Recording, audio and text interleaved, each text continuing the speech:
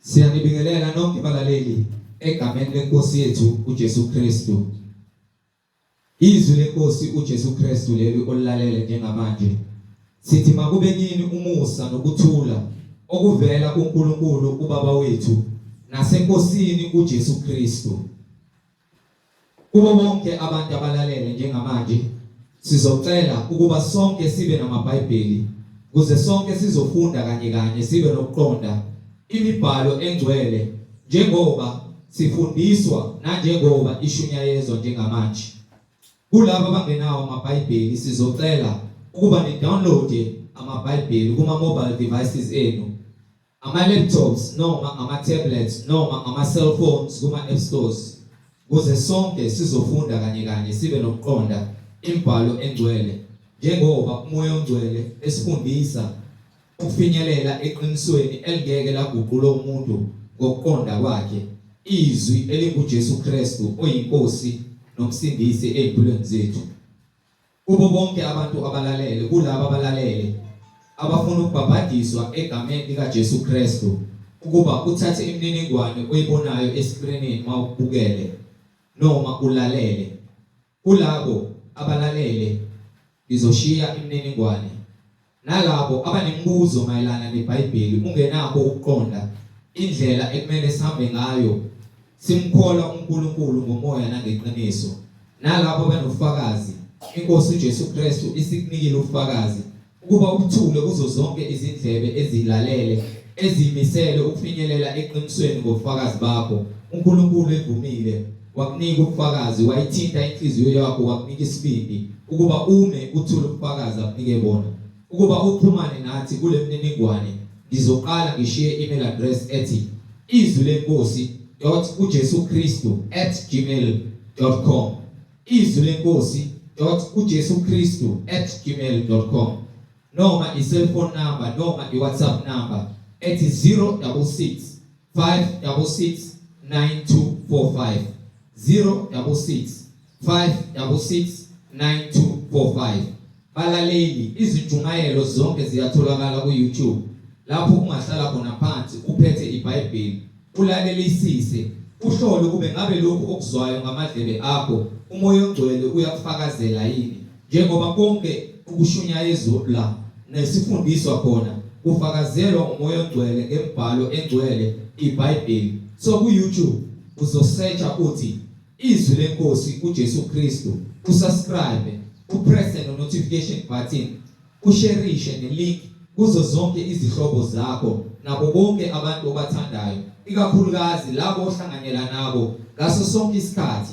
Manithi niyamdumisa uNkulunkulu ngomoya nangeqiniso, nifakazelana ukuthi uJesu Kristu uyinkosi nomsindisi empilweni zenu, ukuba nihlolisise imfundiso enfundiswa yona ukube ngabe umoya ongcwele uyayifakazela yini egameni likaJesu Kristu inkosi nomsindisi. So ku-YouTube ilink ithi izwi lenkosi uJesu Kristu. Ake sivule ngomkhuleko simbonge uBaba wethu ngesikhathi samanje ukuthi sivukile nokuthi izindlebe zethu umoya ongcwele asihole eqinisweni, silamukele izwi elinguJesu Kristu likhazumuliswe empilweni zethu. Baba wethu osezulwini, malingcweliswe igama lakho, umbuso wakho mawufike, intando yakho mayenziwe emhlabeni njengasezulwini. Usiphe namhlanje isinkwa sethu semihla ngemihla, usithethelela amacala ethu, usiphe namandla okuthethelela bonke abasonayo, singangeniswa ekulingweni kodwa usisindise kokubi, ngokuba umbuso ungowakho namandla nenkazimulo uJesu Kristu uyinkosi nomsindisi manje naphakade. Amen. Bazalwane, yamukelani umfowethu uMhlengizondi ozobe sihola umoya ongcwele esigayida ukufinyelela eqinisweni elinguKristu Jesu oyinkosi nomsindisi. Yamukelani umfowethu uMhlengizondi egameni lenkosi yethu Jesu Kristu. Amen.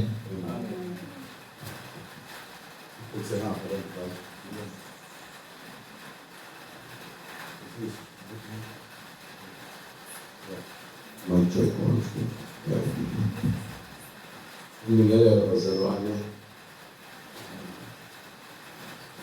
egameni lenkosi uJesu Kristu. Namhlanje sisavukile sakwazi ukuthi sihlangane ngomusa wakhe asenzela wona. abezokwenzeka ngokuhlakanipha kwethu nangokuqonda kwethu, kepha kungamandla nomusa ovela kuye. Silobe sijabulile ukuthi usasiqinile inyama esahlangene nomphefumulo, sisakwazi ukuthi sime sithule ubufakazi ngemisebenzi yakhe nangobuhle bakhe empilweni zethu. Akukho esingakwenza ngokuhlakanipha kwethu nangokuqonda kwethu, akukho esiyikho ukuba siyathanda, siyikho ukuba yemvumile.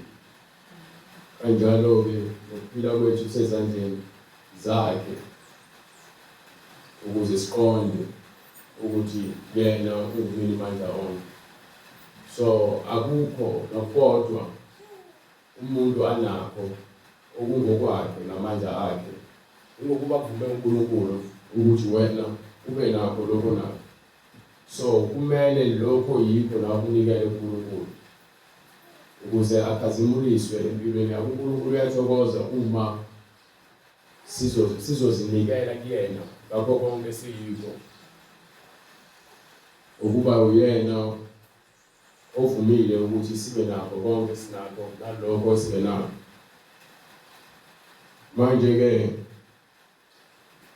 uma siphilela ukumdumisa, uma sithi siyakholwa kuye.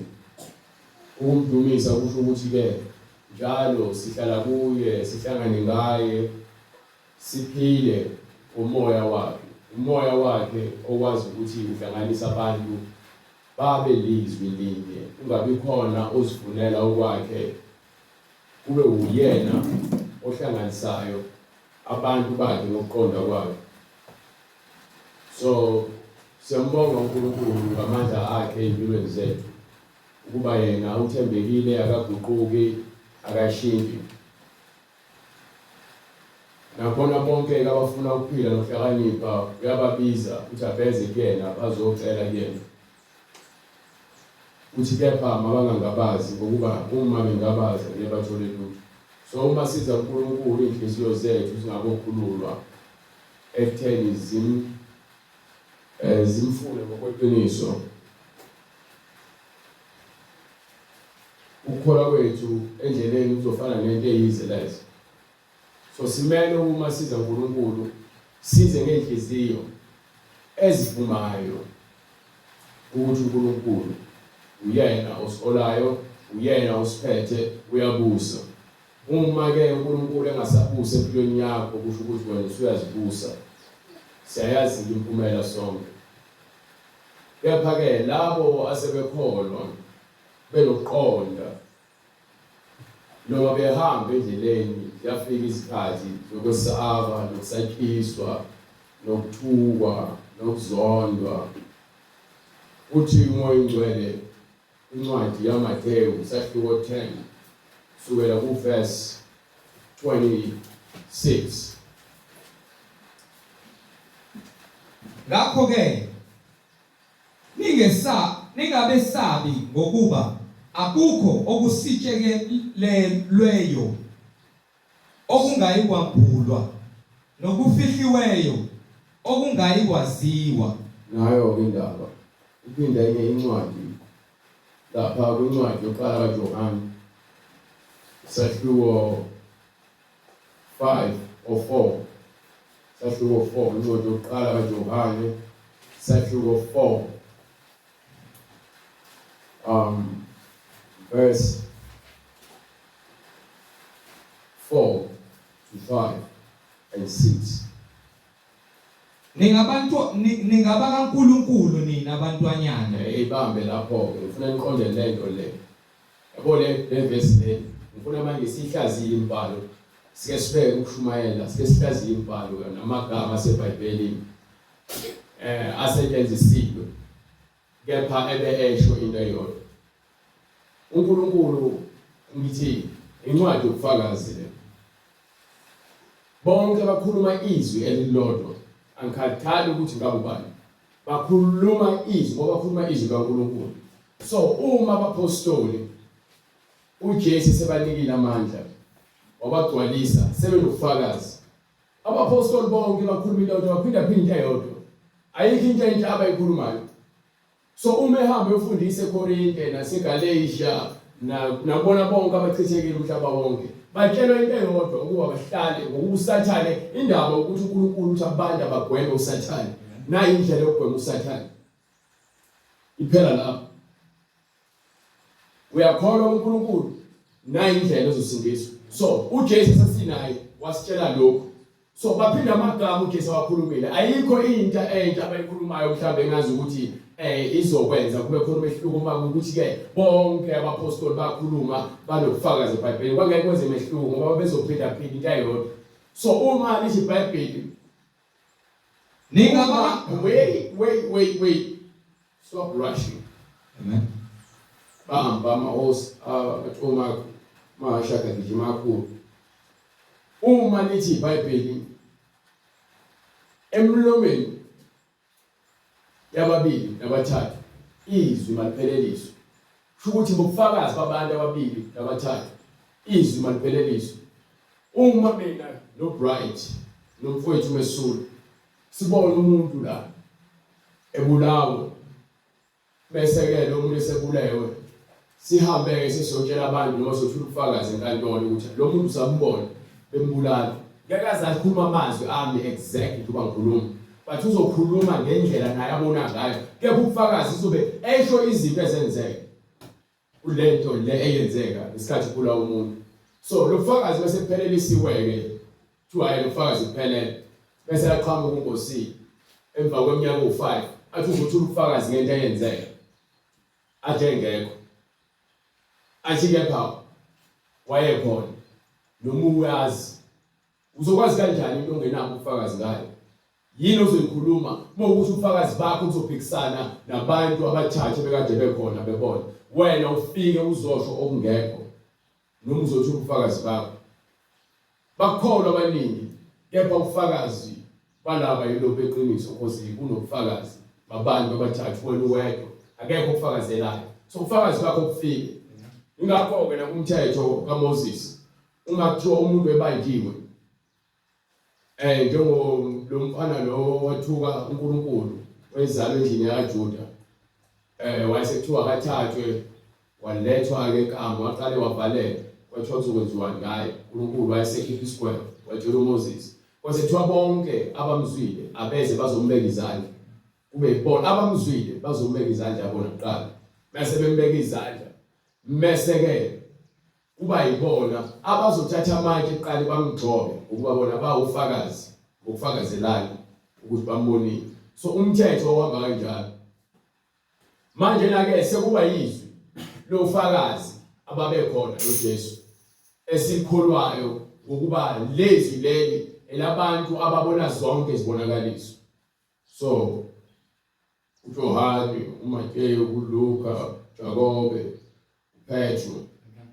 uJuda bawu6 futhi khona abanye abashodayo kepha mekuthi bonke bayendawo bazokhuluma ivangeli elifanayo ngekushintsha ukuba izwi lilodwa ayikho into ezoshintsha ivangeli alishintsha izwi kaNkulunkulu lilodwa so uma sifuna lento lesifuna ukukhombisa ukuthi uJesu amazwi abakhulumayo abapostoli kwamanye ababandla baphinda into yakhulunywa uJesu ingakho sikwazi ukuthi uma sifunda kuthiwa sambulelo umoya ingcwele sengikwazi ukuthatha lento eshoyo lo muntu noma mhlawumbe useyibeke ngendlela efihlakele ngiyithatha ngiphinde ngiyibalansisa nemimbhalo ukuthi lokhu uJesu kushilo so lokhu kuyafakazelana ukuthi okwaJesu nangu umpostoli Paul ushumayela iBhayibheli umpostoli Paul ngimbalanga nawo 7 ngapha wafika ngamuntu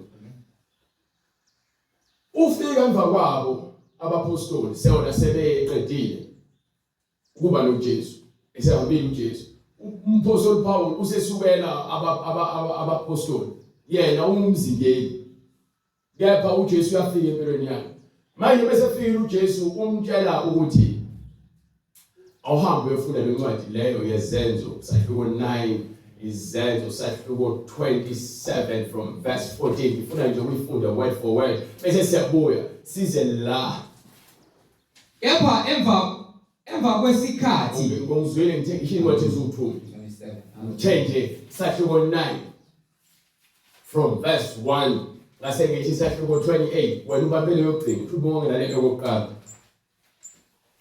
amsheshe brother Incwadi Zenzo isahluko 9 ivesi lokuqala. Iverse lokuqala. Kepha uSawuli esafutha ngokusongela nokubulala abafundi benkosi. Umpostoli Paul ubekhona sonke lesikhathi kushawa abazali bakhe. Mzukwane kubulawa uStefano wayekhona umpostoli Paul. Wayesawumfana omusha. Zonke impahla ezazigqokwa abantu ababebulala uStefano zabekwe ezinyaweni zakhe. Wafakaza ukufa kukaStefano wayekhona. Manje ke nangu beyena uqobo lwakhe manje useyasukela naye usemngenile lo moya. Umoya uyathelelana. Umoya yokufebe izifebe zihlala ndawonye. Umoya wokudakwa izidakwa zihlala ndawonye. Umoya wamasela ahlala ndawonye. Yini umoya yabo. Ingakho yonke into ingimoya. Besibonakala ngezenzo baphethe lo moya. Khona ke kuthiwa beba imoya yonke iqhubeke. Utshoda ufeba manga yonke into. So amadimoni akhe lawo. Amadimoni imoya phela. Esuke sibonakala ngesenzo ukuthi ubanjiwe yilo hlobo lomoya. Unenzondo. Uyahleba. Kubani umhlebi? Akuyona usathana amadimoni. Uyena umhlebi. So umuna lo moya amadimoni. Methi uJesu ekhipha amadimoni wayeletha abantu ephileni. Wayeletha ukukhanya abantu ukuthi ke abacacisele ngalo moya okuyena onamandla ukuthi ke lo moya ungaguqula impilo yakho uyenze. Uzokhona. Uzokhona. So kamoya ke babemazi bakamoya because amadimoni ayekubantu ayebona yena eze kuyena azothi Jesu. Wena siyakwazi ubani. Usuze ukuzosahlulela isikhathi sakofika. Imoya imbona. Usho ufakaza babekhona. Abantu bezela kuJesu babembiza bethi indodana kaDavid. Hawukele because babehlushwa imoya.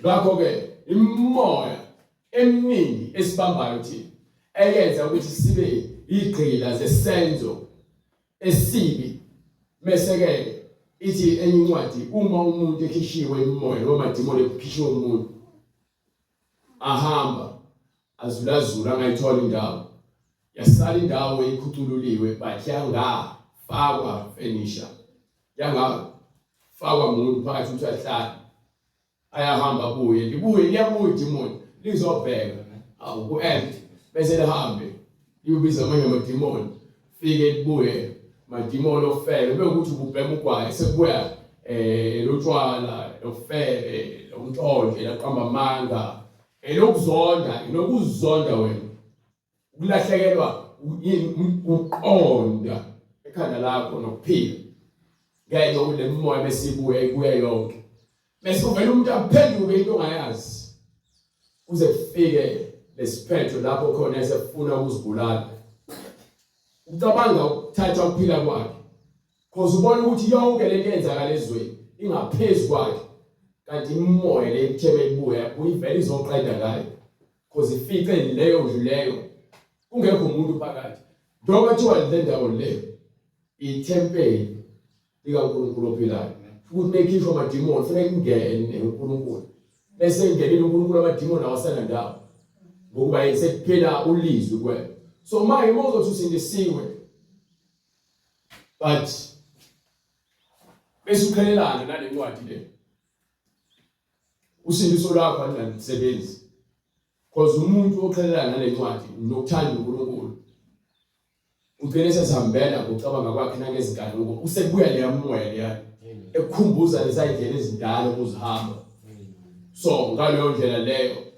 uma ke sukhumbula yonke anyuba namandla because into osuke kade wayigcina manje ubona ngazi ukuthi yabona nje manje idinga manje thathi phone uyaphuma noma kuthi isiphi isikhathi ufuna ukuphuma ufuna ukuyenza lento le isiyakubusa awusazibusi wena yakuba izwi belikhona kuwena yazi izwi lezokukhuza yayibona into engichazayo izwi eliphilisayo ukuthi kwaphila ngezwi akushiyo ukuthi ahambe esonweni yolalela lifunde uenjoy futhi ukufunda ucathule njengengane sikukhuliswa ube nothando uNkulunkulu unothando ingakho esenzele umusa ukuthi sibe nale ncwadi yokuphila kuba uNkulunkulu akanathando ngabe wasiduba safana neSodoma neGomora sabhubha kwaphela ngathi bathi ngomusa nangothando wathi ke uzosinika ithuba amen bekhulunywa ngomusa nangothando, bekhulunywa ngomusa neqiniso, kukhulunywa ngomusa nothando.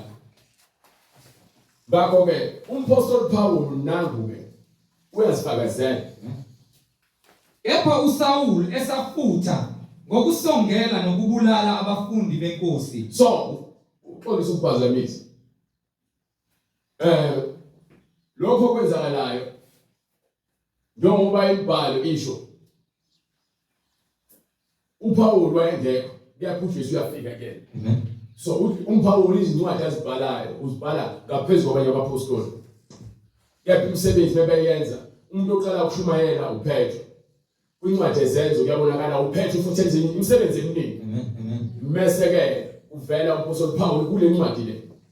Emva kwalokho bese kuphelile le ncwadi le emva kwayo uhlangana nabanye abapostoli. Mase aqala sebenza ahambe ethula ubufakazi bakhe. Hambe tshela abantu uthi uNkulunkulu ke ngizophinde ngikuthumele emakhosini nakubantu abakhulu. Uma ingalo uvumile umpostoli Paul ufuna angene ejele. Hayi ukuthi wangena ngoba nakethana. Ufuna angene ejele ukuze amphephise kunezinto zonke ekumele zimehlele umoya ingcwele wathi ke fanele ahlale ejele ukuze ubufakazi bami igcwaliseke noma ehamba uhamba uyazishona yena bafuna ukuthi ahamba eJerusalem akwahlela khona uthi cha ngilapha. Umoya ingcwele unayo uyamhlela ukuthi hayi mina ngizokulonda ngizokuhambisa izindawo ekumele uzihambe uthule ubufakazi bami. Amen.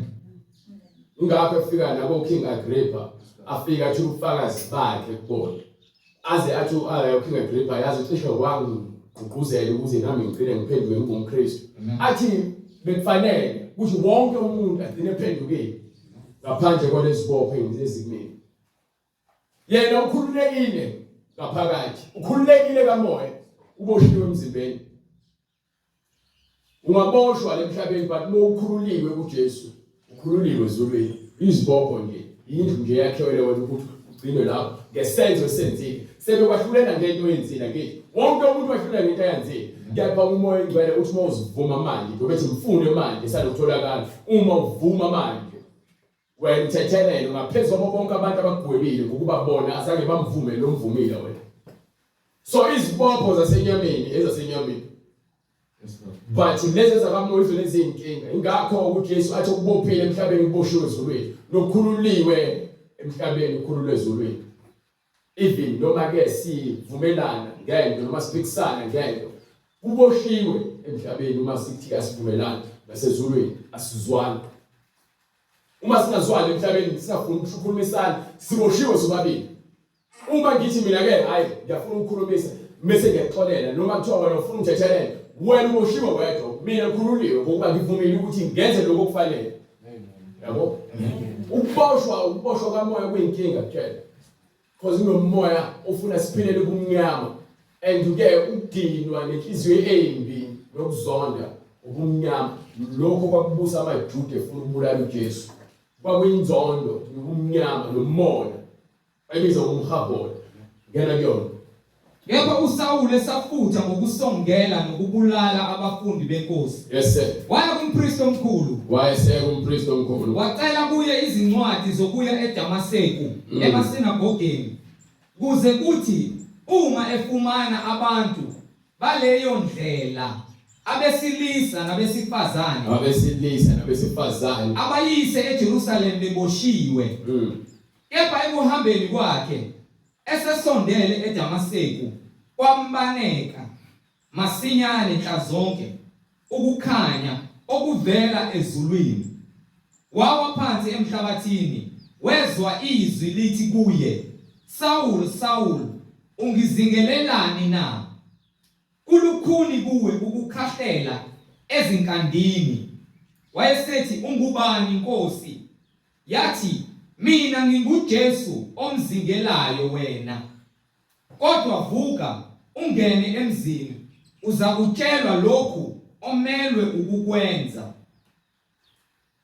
Kepha amadoda ayehamba naye emi engenakukhuluma ngokuba ezwa izwi kodwa ayengaboni muntu. uSawuli wayesevuka phansi, kepha esevulile amehlo akhe kabonanga lutho base bembamba ngesandla bamyisa eDamaseko izinsuku zabantathu engaboni engadli engaphuzi.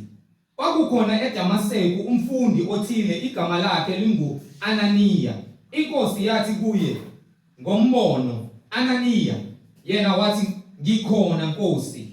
Inkosi yayisithi kuye, suka uye esitaladini esithiwa siqondile, ufune endlini kaJuda umuntu ogama lakhe linguSawuli waseTarsu, ngokuba bheka uyakukhuleka ubonile indoda igama layo lingu-Ananiya ingena ibeka izandla phezu kwakhe ukuba abone. Kepha u-Ananiya waphendula wathi, Nkosi, ngizwile ngabaningi ngaleyo ndoda, konke okubi akwenzile kwabangcwele bakho eJerusalem. Nalapha unamandla avela kubapristi abakhulu ukubopha bonke abakhuleka egameni lakho. Inkosi yayisithi kuye, hamba, ngokuba lo uyisitsha sami esikhethiweyo sokuphatha igama lami phambi kwabezizwe namakhosi nabantu bakwa-Israyeli. Nayindawo leyikhona ukhethelwe isizathu sokuthi akhethwe. Amen. Ukuthi aphathe izwi likaNkulunkulu. Wayengekho nabanye abapostoli besikhathi benoJesu, kepha manje uJesu uyazibonakalisa kuyena ukuthi amvezele amandla akhe ukuze aphathe izwi lakhe. Akekho umuntu ongathoma ukuthi ukuhlakanipha ukwakhe, because ehamba ukuhlakanipha kwasemhlabeni wayethunywe ethatha amandla kwabanye abantu emnika imvume yokuthi azingele abophe abantu abangenacala ngenxa yomona owakubona. Bazibiza ngabapristi, bazibiza ngezikhulu, baphethe umthetho kaMose. But uJesu uzele ukuzogcwalisa izwi likaMose. Ayikho uJesu into afike wazoyenza ephambene nokaMose ngaphandle kokugcwalisa. Uma egcwalisa uyaveza kwincwadi yaMathewu zonke izinto ezigcwaliswayo, sahluko 5 kusukela nje kuverse 17 eqala ekhuluma. Ningathi ngize ukuchitha umthetho nabaprofeti. Ningathi uzochitha umthetho, kusho ukuthi awuJesu akukho aguqula, wagcwalisa konke. Uthi angichithi into eyichithwa iyasuswa. Angizanga ukuchitha, ngize ukugcwalisa. Ngize ukugcwalisa. Ngokuba ngiqinisile ngithi kini. Ngokuba ngiqinisile ngithi kini na. Kuze kudlule izulu nomhlaba. Kuze kudlule izulu nomhlaba. Akusoze kwadlula gamana yayekudlule negama elilodwa nasikhashana noma ngabe kuthiwa ikhashana sinye kuze kufezeke konke. Ngeke kuchithwe gamana linye nasikhashaza sinye somthetho. Umthetho awuchithwa, umthetho uyagcwalisa kuze kufezeke konke. Ngoba konke kufanele kufezeke. So umthetho awushintshanga, umthetho awuchithwanga, wagcwaliswa. Nesiprofeto sagcwaliswa. So uma ke Moses ekhuluma ukuthi uNkulunkulu uyathumela umprofeti, uJesu uyafika. AmaJuda angakholwa. Uyasho futhi uMoses ukuthi ongakholwa kuyena uyolahlekelwa ukuphila kwakhe. Bese athi futhi uDavide naye uhleze ebona inkosi eduze kwakhe. Emva kwalokho athi ke inkosi yathi enkosini yami, hlala ngakwesokunene sami ukuze ngenze isenabelo izitha zakhe, isenabelo sezinyawo zakhe. Aqhubeka aveze okuningi ukubethela kwakhe, uJuda Iskariyoti, kuningi akuvezayo uDavide ngoJesu. Lenkomishi ayiphethe futhi, lenkomishi le abusisa enza ngayo isivumelwano ikwincwadi yamaHubo. So nangu Isaiah, basho Isaiah nawe uyafika akhulume ngomali yezothola indodana. So zonke lezi zinto ziyisiprofeto yilokho engikuchazayo. So uJesu befika ufika njengokusho kwembhalo. Ukuba ibhalo ikhamba kuyena, ukuba izwi linguyena. So yena ke ubikele ukuza kwakhe ukuthi ngeza enyameni. uIsaya uyakhuluma ngoJesu kakhulu, uHosea, uHabakuk, kuzoba uJeremiah noMalaki bakhuluma ngoJesu ukuthi uyeza. Manje bekuza uJesu ke bese fika ke bonke abantu baphethe umthetho nesiprofeto fanele bakholwe mefika uJesu ukuthi uyena uJesu lo. Why bengakholwa? Ukuba uSathane wesemhlabeni. uSathane wesemhlabeni. Ingakho incwadi esambulo iphinde iveza, yanivezela izincwadi. Losho lelanga bezofunda zonke, kepha yanivezela izincwadi ngoba siyayihlola. Ingakho ke incwadi esambulo sahluko 12. Mufunda uverse 1. Ukhuluma ngoSathane osethunyelwe emhlabeni. Sibona umuntu wesifazane embethe ukukhanya ilanga ekhanda nekhanda lakhe kunemqhele. Hallelujah. Bese kuthi ngaphansi kwezinyawo zakhe kuyinyanga ayinyathelayo ukuthi meyinyathela inyanga kuyaphela ngayo ngoba isingaphansi sekhona ukukhanya ngaphezulu. So lokho kusho ukuthini? Funda. Kwabakhona ezulwini isibonakaliso esikhulu. So asike sibhekeni la incwadi esambulo le. Incwadi esambulo ikhuluma ithi isibonakaliso. Akuyona into esazokwenzeka le. Into eseyenzakalile. Lento le ekhulunywa la njengoba evezelwa useyambulelwa ukuthi lo Jesu uyena wonke lo iBhayibheli elikhuluma ngayo. Lo wesifazane uMaria lo owayethwele indodana kaNkulunkulu eze emhlabeni ukuthi ibe kukhanya. Kwabakhona ezulwini isibonakaliso esikhulu. Owesifazane embethe ilanga nenyanga iphansi kwezinyawo zakhe. So yabona ke bekuthiwa siyagcwalisa inyanga iyukukhanya okuncane. Ithi incwadi mofunda ngokuqonda konke okwakwenziwa ngokudala kwakuyisithunzi. Kusho ukuthi isithunzi akukhona okwangempela. Okusho nenyanga ukukhanya kwakhona kwakuncane babebona kepha babebona kalififi ukuba ke babelandela umyalelo nomthetho kaMose. But manje sekufike umlimi wendawo usezobakhulula ukuthi manje ningasayenza imisebenzi ebengithe yenzeni, ngizongcwalisela ngezwi nangomoya oyingcwele nangomlilo. So uJesu nekhuluma lezo zinto izona zinto lezo athi ke nina nizoba nomoya oyingcwele. Ukuhlatshwa kwezilwana namsebenzi ngokuba ke niyakwenza but anikholwa futhi. Nayi into ezokwenza ukuthi nikholwe. Gcinani izwi lami. Ukuze sithi singabantwana bakaNkulunkulu uthi ke bonke abahola umoya oyingcwele bangabantwana bakaNkulunkulu.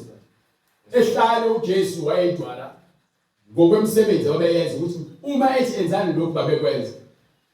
Ngezinto ezazenziwa okugcwalisela izwi lakhe ukuthi ke yena wayephakathi kwabo.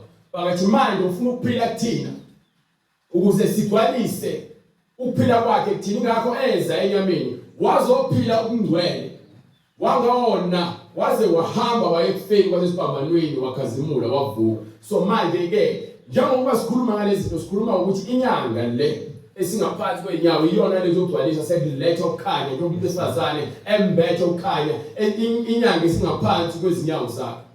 You understand? Kubeka. So ngifuna ukuveza ukuthi uSathane ukhona emhlabeni vele ngaleso sikhathi. Amen. Ezindaba. So let's isibonakaliso sento. Yes sir. Eseyenzakalile hayi ukuthi into esazokwenzeka. Into lesenzakalile sizokuvezela futhi ukuthi why kwenzeka. Funda. Kwabakhona ezulwini isibonakaliso esikhulu. Owesifazane embethe ilanga nenyanga iphansi kwezinyawo zakhe. Nasekhanda lakhe kukhona umqhele wezinkanyezi eziyishumi-2. Lezi eziyishumi-2 zirepresenta noma ziwuphawu lezizwe eziwu-12 zakaJuda noma zaka-Israel. So amadodana kaIsrael wonke lawa ukuba zonke lezi izwe ziphume kuIsrael uyena owesivumelwano noNkulunkulu. So uJesu uze ngesizwe lezi nkanyezi zikhanyisa ziveza lokho ukuthi ke ngokwembhalo uqhamuka ngaphansi kwendlu kaIsrael. Amen.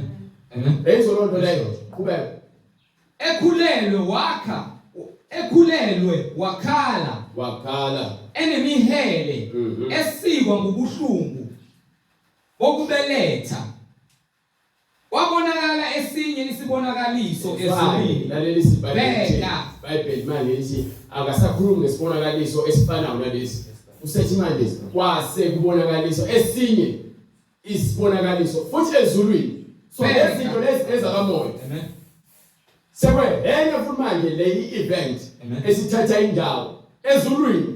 Amen. Sesibuka manje Bheka nango udrago omkhulu obomvu enamakhanda ayisikhombisa nezimpondo eziyishumi nasemakhanda akhe enemiqhele eyisikhombisa.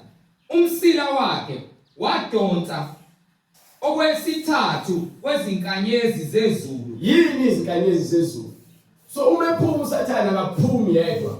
Akakhiphi futhi izinkanyezi, ukhipha okwesithathu kwezinkanyezi zezulu. Kunezingilosi aphuma nazo ezulwini. Uveza futhi kule ncwadi. Waziphonsa emhlabeni. Uyaphi? Emhlabeni. Yabona ke lesibonakaliso sikuvezela into eseyenzakalile. Kepha manje isazokuchazela futhi ukuthi ke ngaphambi kokuthi kwenzakale lokhu kwenzakalani. Nodrago wema phambi kowesifazane. So usathaneke manje nake njengoba ngithi usemhlabeni uzovimbezela ke manje ukuzalwa kukaJesu. Ubani lo sathane usebenza ngobani na? Usebenza ngoKing Herod. Uyena ozovimbezela ukuthi uJesu angazalwa noma angakhulu ngokuba uzwile. Ngakho uKing Herod bese kuza kwizazi nezincembu zakhe ethi ke kwathi uzozalwa ngakuphi le ngane le. Base bemtshela ukuthi hayi izozalwa ngapha eBethlehem. Wayesethi wayesebiza ke amadoda ahlakaniphile wathi hambani ongivunela. Kanti amadoda ahlakaniphile sefikile ingilosi yabahola yabakhombisa yabatshela ukuthi uzele yasibahola yabasakhona.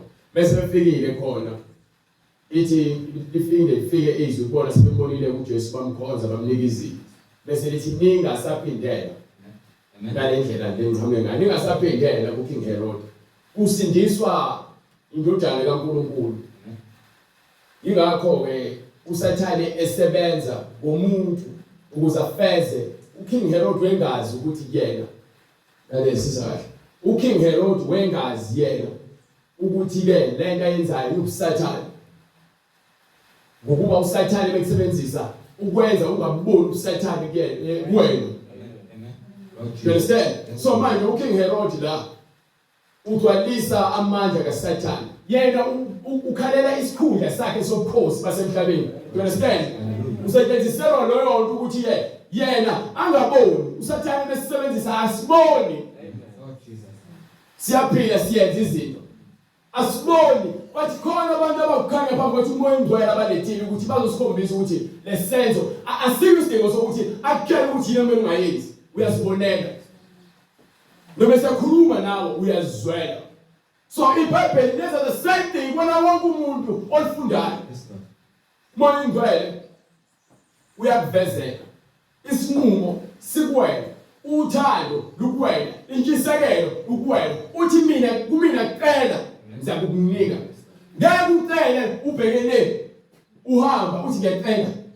Kepha manje awucela ulinde. Mawucela uyalinda. Ukuze bese unikwa uzwe ukuthi unikiwe uyena nocelekele. Ngokuba nje lezohlala nabantu noma uzohlala uSathane akunike uthathe uthi kone ngifuna kanti no aqhamuka ngendlela. Awunikwanga uNkulunkulu. So nale ncwadi yesivezela lokuthi uSathane usebenza kanjani. So uHerod lo ozovimbezela ukuzalwa kaJesu usetshenziswa uSathane. Kepha abantu abayandestand lo le. Ingakho mase ethi ke mele ngamtholi zingasabuyi izazi. Bese abuza ukuthi ke isiphi isikhathi okumele azalwe ngaso. Bese bamchazela bese ahambe kuyogcwalisa futhi isiprofeto sincwadi yaJeremiah esithi ke eRama uyakhala uRachel ingane zakhe zonke zifila ngakusakuthuliseki into ekhulunywa uJeremiah le isiyaveza ngalesikhathi uKing Herod uyobulala izingane kusukela ku2 years kuyaphansi ngoba la ufuna ukuthi aqede ngoJesu ngokuba uJesu uthi uyinkosi inkosi eze emhlabeni ebe inkosi engakobi khona so yamcasula lo uKing Herod kanti uSathane kuyena uphumile ezulwini qhubeka bright so uSathane uphuma kwakhe ezulwini akaphumanga nje kamnandi waphuma kwanyenya aphumanga nje kahle qhubeka umsila wakhe wadonsa okwesithathu kwezinkanyezi zezulu waziphonsa emhlabeni nodrago wema phambi kowesifazane obezakubeletha ukuze kuthi nxa esebelethile amshobadele umntwana wakhe wabeletha umntwana wesilisa oza kubusa izizwe zonke ngentonga yensimbi. Yini intonga yensimbi? Umthetho kaNkulunkulu uqinile awuphuleki. Ungayenza intando yakho but wona umile lethi ke izwi lami lizabe ngokwaphakade intonga yensimbi leso. So uma uhamba ngayo uluswa yini intonga yensimbi. Awudingi ukushawa umuntu ushawa izwi. Izwi lenkinga yona ingabhekile yabona izwi ilona elakha umuntu akakhiwa ngisho izolo lathi awakhiwa izilo semhlabeni.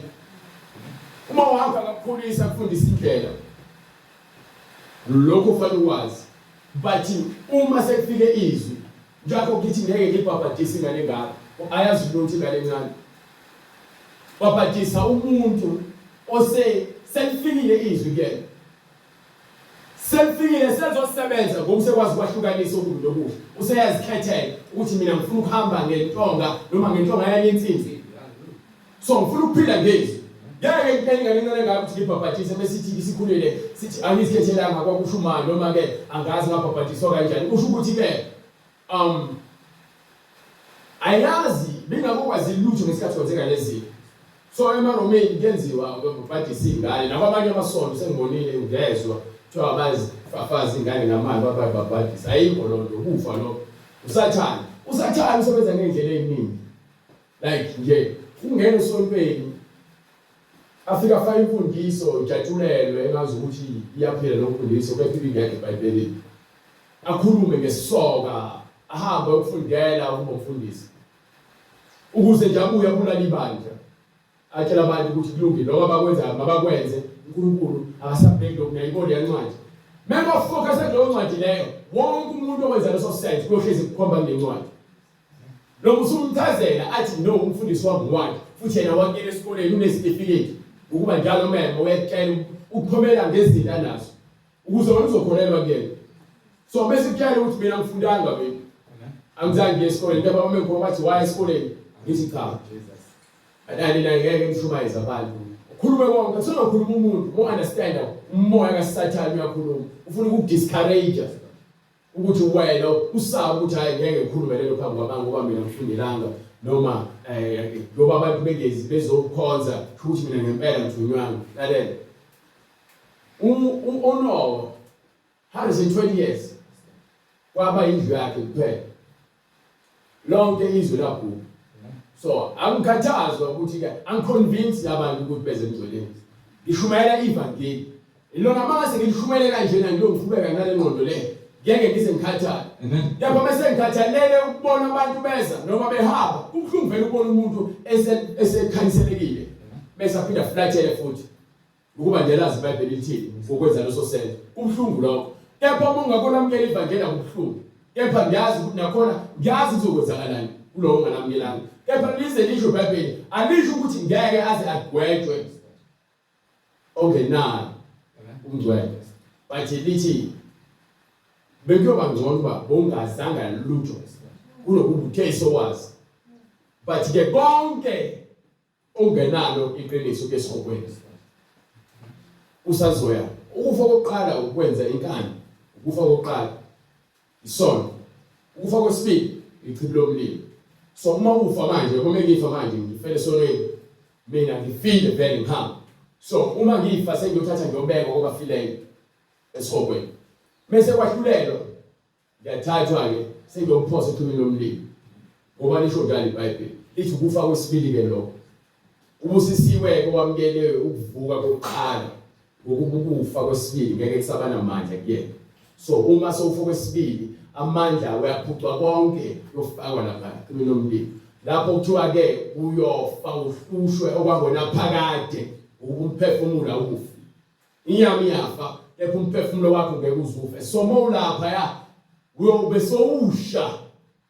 Yabona bethiwa uxoxwe umuntu noma uxoxwe isitapa inhliziyo ishaye uzwe nomuntu akhulume kabi ngawe noma enzeni lonto lento ebuhlungu ngaphakathi iworse le engaphambili kunalo izwayo manje because le iyadlula le angithi nesikhathi la emhlabeni kuthiwa kune season nezikhathi zakho konke ezulwini ke kunesikhathi esisodwa akhomini akhobusuku akhobusuku akhonkanyezi kuhlezi khanya bha kulabo baphila phambi kwaNkulunkulu kulabo baphila esibogweni bayasha akho ngisho isecond le break. Amen. So uzofona wena phakade uzosha owena phakade uzwa usha lapha so fisa ukuthi ngabe ngalalela. So uma wewalizwe izwi uma ungazange ulizwe izwi nakho uzowahlulela ngokwakhona ngoba kuthiwa ke incwadi yokuqala kaPeter so buyela kwincwadi esambulo uyibamba incwadi yokuqala kaPeter sahluko 4 verse 17. Ngokuba sekuyisikhathi sokuba ukwahlulela kuqale endlini kaNkulunkulu. So bekhuluma levangeli khuluma kakhulu abantu abayakholwa because ikona kumele sibavuselele ukuba babuyele eqinisweni ngokuba ukwahlulela kuqala laphakathi ebandleni. Ngeke ngahlulela izwe sifuye ifebe nezidakwa namasela neziphingi nabathakathi nabantu benza imlingo lezangoma ebandleni nabantu abadayisa izwathu nabaprofeti bamanga ngidabunja ukuyoshumayela izwe kukhona abantu laphakathi abangcolile bangafuni ukulahla ekubeni ke wathi uNkulunkulu esevelile kuJakobe watshela uJakobe ukuthi ethi akahamba eBhetheli ayomenzela khona umhlatshelo wayesethi ke kubantu bakhe lahlani konke kwezizwe noNkulunkulu bezizwe balahla konke bamnika iqwebe lezimpahla abezigqokile nakuMoses wakhuluma the same thing about entabeni ukuthi ke lahlani yonke lezinto elidlobisa ngazo. So uma sishumayela ukuthi abantu mabazihlambulule bona ngezwi uNkulunkulu bebuya ukuthi ubuyele ibandla lakho ufuna liyisulwa lingenasihla lambili nakonke okusolisayo.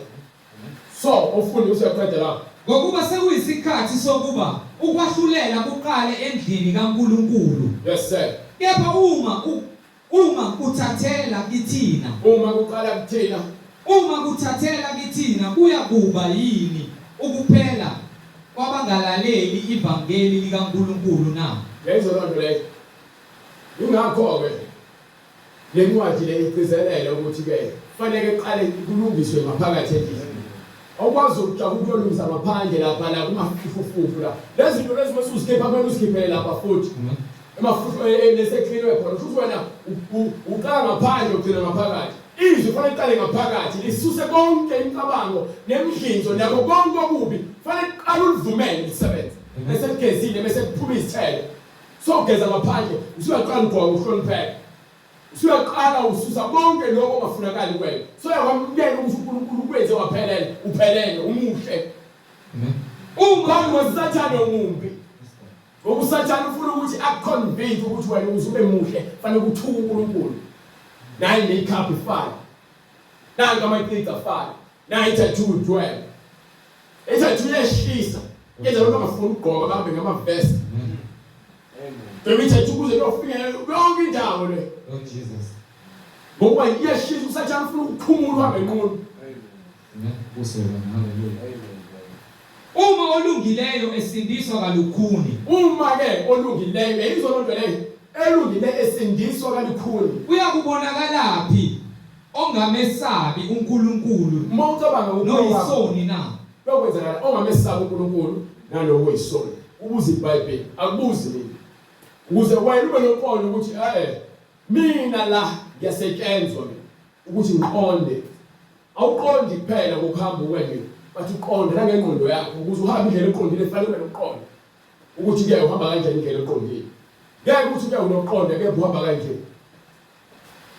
uyasungeza kepha uthi uhamba ngoqondo uhamba awukhuzuli awuthi iBhayibheli ke kulezi engiliko uNkulunkulu angeke ngijikele ngakwesokhohlo noma ngakwesokunene ngizohamba ngiqonde ukuthi izwi lizogada njengehake esuke lizogijima kumjahweni lifaka yini lento efaka nje hayi umilo family way lento embozayo nje izwi ukuze ke lingabheki eceleni libheke phambili so izwi lizobhaka amehla akho ukuthi abheke phambili kanje ungaqalazi lizogada ngoba manje boqalaza waphazamiseka abasagijima kahle but befocusela lapha Menibona lingathi idlula ligijima kakhulu because akufuna bona lutho ngaphambi kwalo.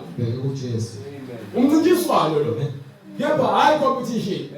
Siyagijima. Yes Lord. Bheka kuJesu. Hallelujah. Hamba ngokukholwa. Awuhambi ngokubona. Ezindaba. Babuyela incwadi yesambulo sibafezela uSathane enyameni. Incwadi yesambulo isahluko 12. Yes sir. Verse 5. Zoqhubeka uverse 4.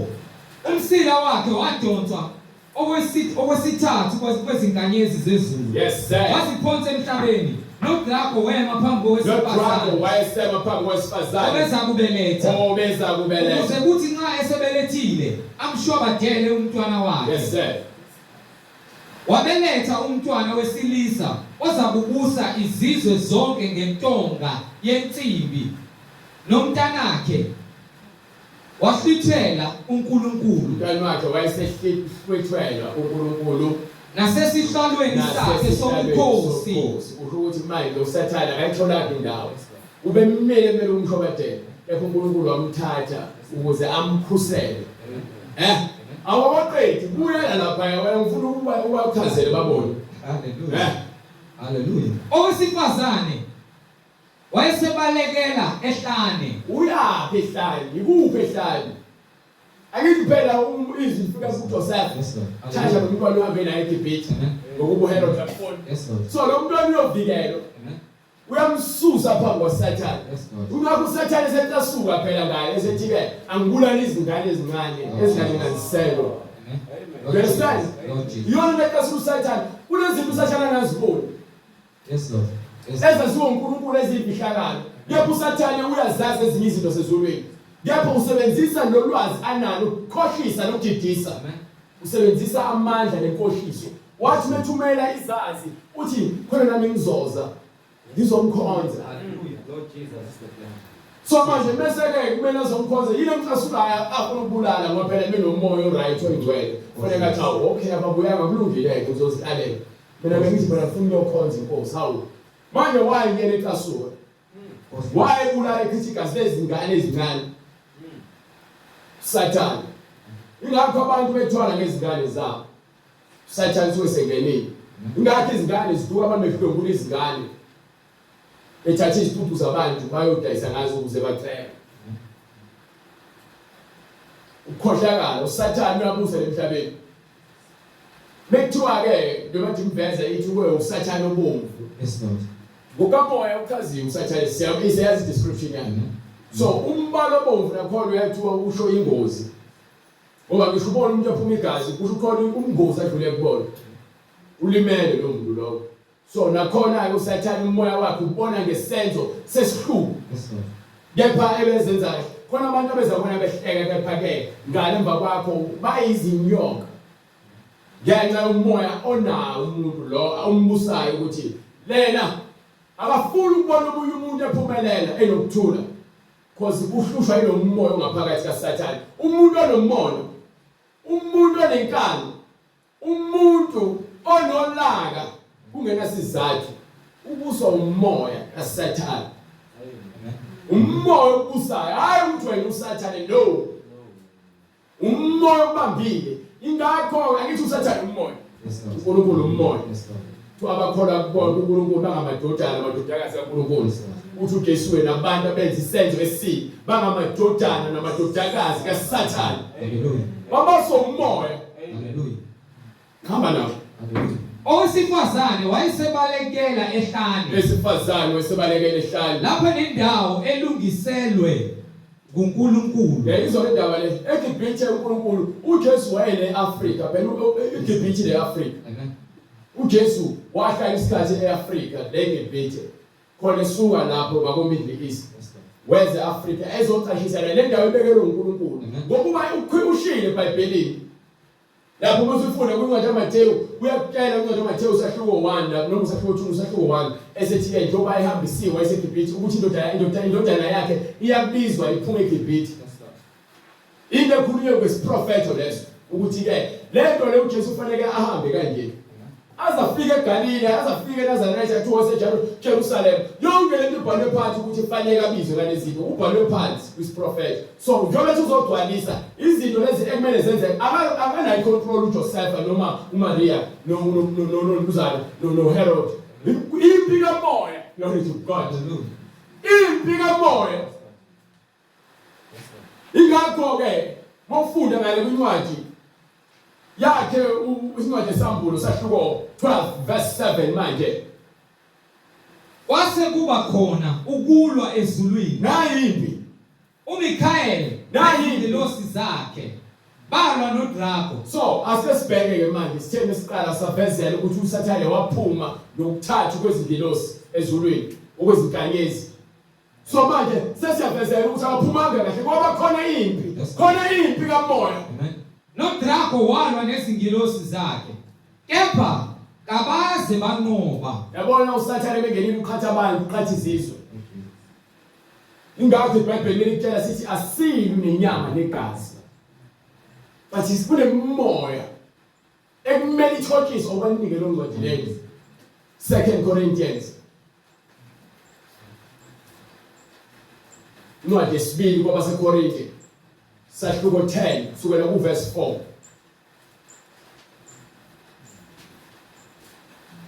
Eyizolonto. Eyibona lonto leyo. Jesus afumile. Eyizwe. Impi kamoya. Ngokuba izikhali zethu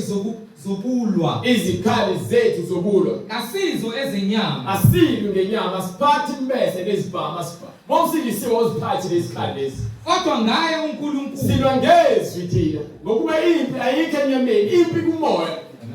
Sibulawa umoya wenzondo, sibulawa umoya womona, sibulawa umoya ofebe, sibulawa umoya wokuthakatha, sibulawa umoya wesangabe, sibulawa umoya wokuphinga imoya leyo.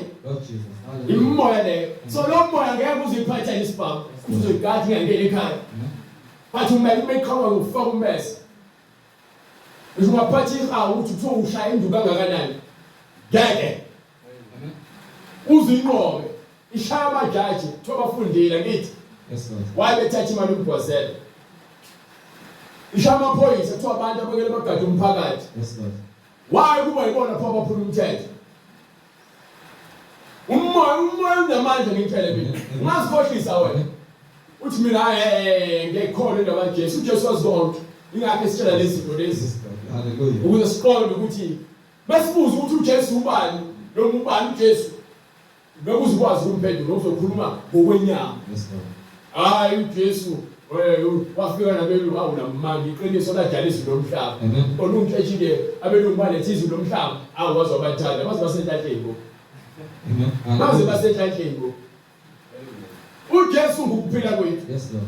Amen. Umoya wazikonke uthi akukho okufihlakele phambi kwakhe. Amen. So yasitshela ukuthi uSathane uphume kanjani ezulwini. Sathane lenkani yini ezalo lezingilosi zikaNkulunkulu azakhishwa phansi beza kule emhlabeni akumnandi. Amen. Amen. Udili ulolaka baningi. Hallelujah. Kwase kuba khona ukulwa ezulwini uMikhayeli nezingilosi zakhe balwa noDraco walwa nezingilosi zakhe kepha kabaze banqoba nendawo yabo kayabe isafunyanwa ezulwini. Abazange unqobe ezulwini. Kepha-ke into eza ngayo emhlabeni akezi ne-strategy alwe ngaso ezulwini. Wasephothwa phansi uDraco omkhulu inyoka endala ethiwa lalela amagama akhe kuthiwa yini? Ungumhlebi noSathane nomoya kaSathane noSathane odukisa izwe lonke ulethe umoya wenkohliso waphothwa phansi emhlabeni emhlabeni. Ulethwe phansi emhlabeni. Izingilosi zakhe zaphonswa kanye naye. Yizona into ngithi mina udonse ukuthatha ngomsila wakho kwezingilosi. Akadonsanga izingilosi ezithathu. Udonse ibutho ngokuba phela uma mina ke nginesikhundla esiphezulu ezulwini. Nginabantu engibabusayo abangaphansi kwami. Kuthiwa kunezinduna zamabutho mawubheka incwadi Numbers. Yes, Lord. Bese kubekwa ngama-position. Kuthiwa induna yamabutho ka-100, induna yamabutho ka-1,000, induna yamabutho ka-50. So wonke umuntu noSathane uyabona ukuthi waphuma nenqwaba yemimoya ezulwini ayikhohlisa yezingilosi. Ngase ngizwa izwi elikhulu ezulwini lithi. So we understand ukuthi khona izingilosi ekuthiwa ziboshwe ngaphansi komhlaba, khona izingilosi ekuthiwa ziboshiwe emfulweni ethize, khona izingilosi ezingaphansi esihogweni. So angeke ungitshele ukuthi uzothaya izingilosi eziwu-3 lezo. No. Amen. Imimoya eminingi lele khona-ke manje emhlabeni. Noma yabona umhlaba manje uya ngasekupheleni. So izinto ziba worse kakhulu kunakuqala. Ngeke saba ngcono ungazikhohlisi. Because vele waqala ukonakala ngalesa sikhathi. Uma wena ungazilungisi ngezwi noma ungavumeli izwi uzobala kanye nabo abathathwa uSathane. Uzobalwa kanye nabo uSathane abalutha ngokuba uze emhlabeni enjani. Hallelujah. Ngase ngizwa izwi elikhulu ezulwini lithi, kalokhu insindiso namandla nobukhosi ngokukaNkulunkulu wethu. Wayesaphonswa phansi udrago omkhulu, inyoka endala ethiwa umhlebi, noSathane odukisa izwe lonke. Waphonswa phansi emhlabeni nezingilosi zakhe zaphonswa kanye naye. Ngase ngizwa izwi elikhulu ezulwini lithi, kalokhu insindiso namandla nobukhosi. Insindiso namandla nobukhosi ngokukaNkulunkulu wethu nombuso ngokaKristu wakhe. So uNkulunkulu usinikele uphinde ufunde futhi insindiso kabani. Kalokhu insindiso. So abasindiswayo noletha insindiso namandla okuphila nobukhosi nokubusa kwakuthiwa sizona abapriesti namakhosi ezulwini noJesu okwaphakade. So lokho kuvela ngobani? ngokukaNkulunkulu wethu. Ubani-ke amthumayo nombuso ubani ozobusa ngokaKristu wakhe. ubani-ke manje ophethe umbuso uJesu Kristu. Hallelujah. Hallelujah. Ingakho ethi wonke amandla kwanikiwe emhlabeni nasezulwini. Amen. So ngiyabusa ngingumbusi ngokuba uNkulunkulu unginika amandla ukuthi ngibuse. Go ahead. Ngokuba uphonswe phansi. Ngokuba-ke uphonswe phansi umangaleli wabazalwane bethu. So mesikhuluma ukuthi uSathane esimangalela abazalwane ngalesikhathi senza isenzo esibi. Sikakhulukazi mesisindisiwe. Obamangalela phambi kukaNkulunkulu wethu. So ngalesikhathi wena usumamukela uJesu, uSathane ufuna wone. So ngalesikhathi ekumele ngokukulinga ngesenzo esibi, wena ugcine usithathile isinqumo, usalindele ukuthi nje akumangalele. Umangalele ukuthi ube isiboshwa. So uma-ke uyisiboshwa, uthi uJesu-ke isigqila noma isiboshwa asihlali endlini kwaphakathi. So ngalesikhathi unoJesu uyakubizela endlini kaNkulunkulu, embusweni kaNkulunkulu. Ngalesikhathi uSathane kubekela izihibe nemgibe nonoxhaka, ubekela ukuthi wena ushawe noxhaka bese kuba isigqila sakhe ngokuba ufuna ukubopha ngemisebenzi yobumnyama. So ngesikhathi wenza isenzo esibi usuyamangaleleka. Nembeza kwakho uyakulahla nawe ngoba uyayazi indlela yeqiniso. Ngokuba uphonswe phansi umangaleli wabazalwane bethu, obamangalela phambi kukaNkulunkulu wethu. Bamangaleli phambi kukaNkulunkulu wethu imini nobusuku. Futhi akaphumuli uSathane. Ingakho ebusuku namaphupho amanga. Nakho lomuhambe endleleni kwenzeka izinto ongazikholwa. Ukuba uSathane ufuna ukubekela isikhubekiso. Qhamuka umuntu esikhaleni azokufukuluza. Uma wena uSathane ekuthintile ngenyama, wena uzofuna ukulwa ngenyama. But uma uNkulunkulu ekuvikele izwi lakhe liphila, wena uzozehlisa njengokuba izwi lifuna ukuthi wena ulandele ukuthula nabo bonke abantu. Nobungcwele. Ukuze-ke uzokwazi ukubona ubuso bukaNkulunkulu. Babusisiwe abahlanzekileyo ezinhliziyweni zabo ngokuba bayabona ubuso bukaNkulunkulu. Ngaphandle kwalokho ngeke sikubone. So usathane njengoba ngumangaleli uletha yonke into engasikhubekisa ukuthi siwe bese siyasoleka phambi kwaNkulunkulu. So ungumangaleli ngalokho ngokuba wasuka esikhathi amadodana kaNkulunkulu eze phambi kwaNkulunkulu waqhamuka usathane. Wathi uqhamuka wathi ukuthi hayi ngiqhamuka emhlabeni. Uthukela emhlabeni usazulazula lemhlabeni. Jesus. Ziningi izincwadi ezifakaza into engishoyo. Mebuzo ukuthi uthini ngoJobe inceku yami. Phela yena uthembakele akekho ufana naye. Uja ukuthi umbiyele nje. Awusuze phela lezi zinto lezi. Khona uzobona yakuthuke yini. Ukuqala lo. Usathane uyazulazula. Nangu lo Peter naye uzophinde kuyashiya kwincwadi kaJobe. Ukuthi hayi hlalani nikaphele ngivula amehlo ngokuba usathane njengebhubesi uyahamba uyabona ufuna zobagwila lo moya kaSathane uhlezi uvunguza ngaso sonke isikhathi uhlezi unomtholile yokumangalela uNkulunkulu ukuthi wena ngonile ukuba ufuna ukubonisa yonke into edaliweyo kaNkulunkulu mase ke ahamba ummangalela ukuthi nina nikhohlakele animlaleli uNkulunkulu ngokuzo kuyazo ubhaliwe nje eBhayibhelini lapho ukuthi nangu uyakwenza uzothini-ke wena waphela indaba kamoya ayikho enyameni wena uzibona uright uzilandela hayi uNkulunkulu uzo-understand no understand uNkulunkulu ngoba uyathubeka ngenxa yakho uyathubeka ngenxa yakho wena ufuna ukuzilandulela wena ivangeli liyathubeka ngenxa yabantu abaphatha amaBhayibheli abangafuni ukuphila impilo yobungcwele anike Kalokhu insindiso namandla nobukhosi ngokukaNkulunkulu wethu nombuso ngokaKristu wakhe Jesu wakhe ngokuba uphuthwe phansi umangalelo wabazalwane bethu uDraco waphoswa phansi obamangalelayo phambi kukaNkulunkulu wethu abazalwane imini nobusuku kaNkulunkulu wethu nabo uqobo lwabo bamnqoba ngegazi lewundlu. So abanqobe usathane bamnqobe ngani ngoJesu. Hallelujah. Bamnqobe ngoJesu ukufa nokuvuma ukuthi uJesu wafela thina igazi lakhe lachithekela abantu abayizona ukuze uma beza kuyena bazongcweliswa ngegazi lakhe.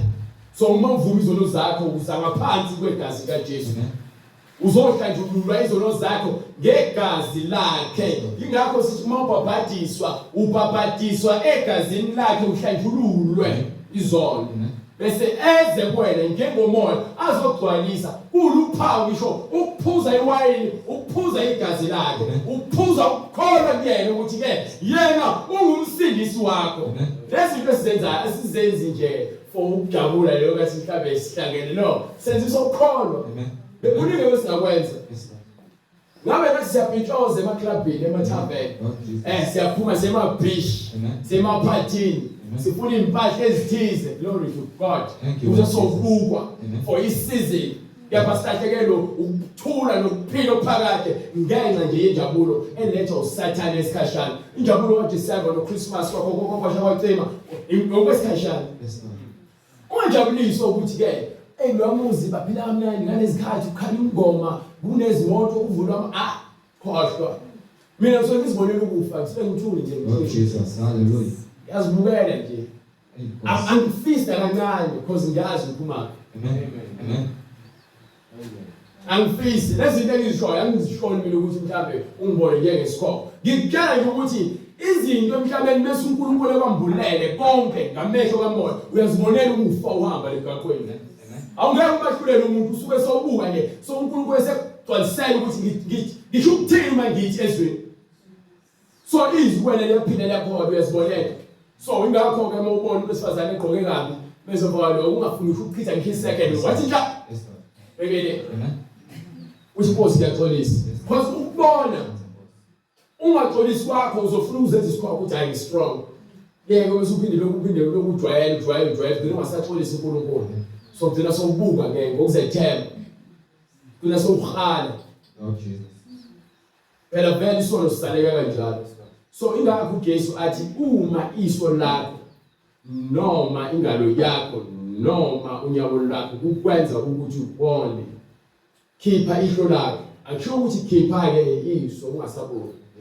Bulala lo mcabango wesono. ukuba kungcono ungene ezulwini lokulunga iso elilodwa kunokuthi ungene emlilweni namehlo amabili ungena nesono nokulunga ukube egcineni ngeke uzungene kuthiwa angene lutho ongcolile ezulwini ebesogweni uzongena nokulunga kwakho nokungcola kwakho same time ndawonye so lahla bodwa awuphatha amasuitcase moya ezulwini ingani indlela ingani isango ifuna umuntu ajejele bonke lokho azibona ukuthi utho ngakho bese adedele bese athola ukuthi ayibo ngaze ngalula awuyahambeka le ndlela uyicathulo zama zigugi ingubo zama zigugi hawu ngisuthi phela uoma angidlanga kodwa ukudla kwenyama ngidla ukudla ngokuphefumula you understand ukuthi mawuze kungcweleni uzosuthiswa yizwi siyakudla ukudla kwesiponi inyama but akukho kuphila khona if you exercise uhambe udla ukudla okuthiwayo lokudliwa aba specialist bakwenzela i-diet but mesufa ufele esonweni awufanga kuJesu so bonke bekuyizeleze so ke la incwadi ebengifuna ukuyivula ke yaMateyu sathoko 10 from verse 26 bese ngiphe incwadi kaJohane sincwadi yokuqala kaJohane sahluko 4 from 4 to 6 siqale kwincwadi yaMateyu 10:26 ngakho ke ningesabi ekugcineni kwakho konke njengoba ngithi mina ivangeli likhuluma lizwi linye but indlela abakhuluma ngayo iyesondeza thina ekutheni siqonde ukuthi lezwi leli linobufakazi obuqinile okungeke kuze kunyakaziswe umuntu ngoba kwakhiwe edwaleni elinguKristu ongaguquki yena othembakele ufakazi ongasoze kwashika ubufakazi bakhe ngakho ke ningasabi ngokuba akukho okusitshekelweyo akukho okufihlakeleyo okungayi kwambulwa okungeke kwambule yayibona lento le ikhulume kwincwadi yamshumayeli sahluko 12 verse 13 akukho okufihlakele uJesu kusho yena ke manje ngomlomo okusho ukuthi leze kukhulunywa uSolomon ukhuluma izwi ukhuluma ngomoya munye noJesu iyona le lesikhulumayo besikhuluma ngobufakazi nangezwi lenkosi ukuthi phela alibe nobufakazi ophelele ongephikiseke ngoba ngeke uziphikise lento le wakhuluma uSolomon uthi uJesu ukhuluma ngoSolomon ukuthi wayegqoka kahle nakho konke kepha wayengeke afinyelele kulokhu uNkulunkulu akudalile ngezilwane ekucebeni bakhe azange azafinyelele kulezi uNkulunkulu izinto zakhe uzenza zibe perfect haleluya bonke ukwenza kube perfect so namanje namanithi izwi ke akukho okufihlakeleyo iyagcwalisa lokho ngoba ikhona eBhayibhelini nakwincwadi yamaHebheru futhi ikhona lento le ongayi kwambulwa ngeke kuze kufihlakale nokufihliweyo okungayi kwaziwa akukho nokodwa ongakufihla kuNkulunkulu lokho nginitshele khona ebumnyameni lokho engitshele kona ebumnyameni kukhulumeni ekukhanyeni yabo lento uyifunda uwedwa usuke ekutshela bese uhambe uthi umfakazi usuke so ukhuluma ekhanyeni nakhona ukhuluma ngoqondo ukuthi ubani okhuluma kwena awuzikhulumeli wena nakhuluma izwi lakhe nalokho enikuzwayo endlebeni ushumayeleni phezu kwezindlu futhi utsheleni bonke abantu akusho ukuthi gibela phezu kwendlu akuyona ingoma le wemazola gibela phezu kwendlu uzoyidelela usathane uyodelela usathane ubatshela umazomsekada thathela sathane waguqula into wayilunga ekwakhe yakhula kanjani iyangenisa iyatrenda but yayibona ukuthi ile meaning is serious bokuthi nomoya uyaqonda ukuthi usathane uyedelela bezokhuluma into ekhuluma eBhayibhelini so abantu abaningi ke bacathi bekhuluma izinto kanje ayifuna gibele phezulu kwendlu ngempela shumayela ivangeli no uzobukeka njengesibula fanele kusondele kubantu ukhulume nabantu izinto sezulwini njengoba uJesu wenza kubantu kithi wazokhuluma izinto sezulwini ngokuhlakanipha abantu banezini bathi intshisekelo ngongaqondi thatha izinto eBhayibhelini bafundisa into wazinjalo kanti isinesambulo kumele nakuthiwa incwadi le yemfanekiso nezilimi. Hallelujah. So izilimi fanele phela zi-interpret. Ngeke ngi-interpret into engekho eBhayibhelini. Fanele ngi-interpret into yakhona eBhayibhelini ngoba kuthiwa ke bathi i-precept your precept ngesizulu kuthiwa nomugqa phezu komugqa. So kufanele ngithathe umugqa ngokubhanga nomunye umugqa ngiphinde ngibhange. Ngibhange imigqa ingakho kufanele siyazi le ncwadi sihlale kuyona siphile ngayo ukuze besikhulume ngento umuntu azoyibona akholwe into ayibonayo. Hamba ke right. Ningabesabi ababulala umzimba. Ningesabi kulokholo lwethu ngithe mina kukho konke esiyikho nesinakho uNkulunkulu uvumile. Yes sir. Yes sir. Yabona izinto esinazo.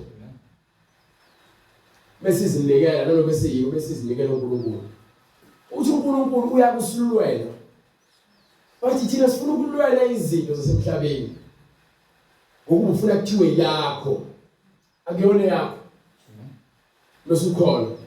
Ngithe bright othi lethoshi lakho uthi waye uthi lami. Elethu le bright le light is okay ngiyaxolisa bright. Light elethu. Lo mqondo wokuzitshela sesikhule lento leyo ukuthi ayikho into yami. Into enginayo ekamfowethu. So angeke ngoba ngithi inkosi ugqoka into yami. Sengizothi manje phambi kwabantu ayimpossible ubheke indlela ohlala ngayo. Ujabule ijacket yakho. So ngithi sibonele ukuthi ayinkosi ibheka kungasoma hamba noma kanjani usuthi isithathulo sami. Yabona enyameni ngoba usaphila ngokuthi wena izinto ezakho akhona kodwa okwakho lalela akhona kodwa kwakho. Yes Lord. Mawufa unalutho. Amen. Ngathi iBhayibheli ikhiyana lithi ufike unqunu noma sohamba unqunu. Amen.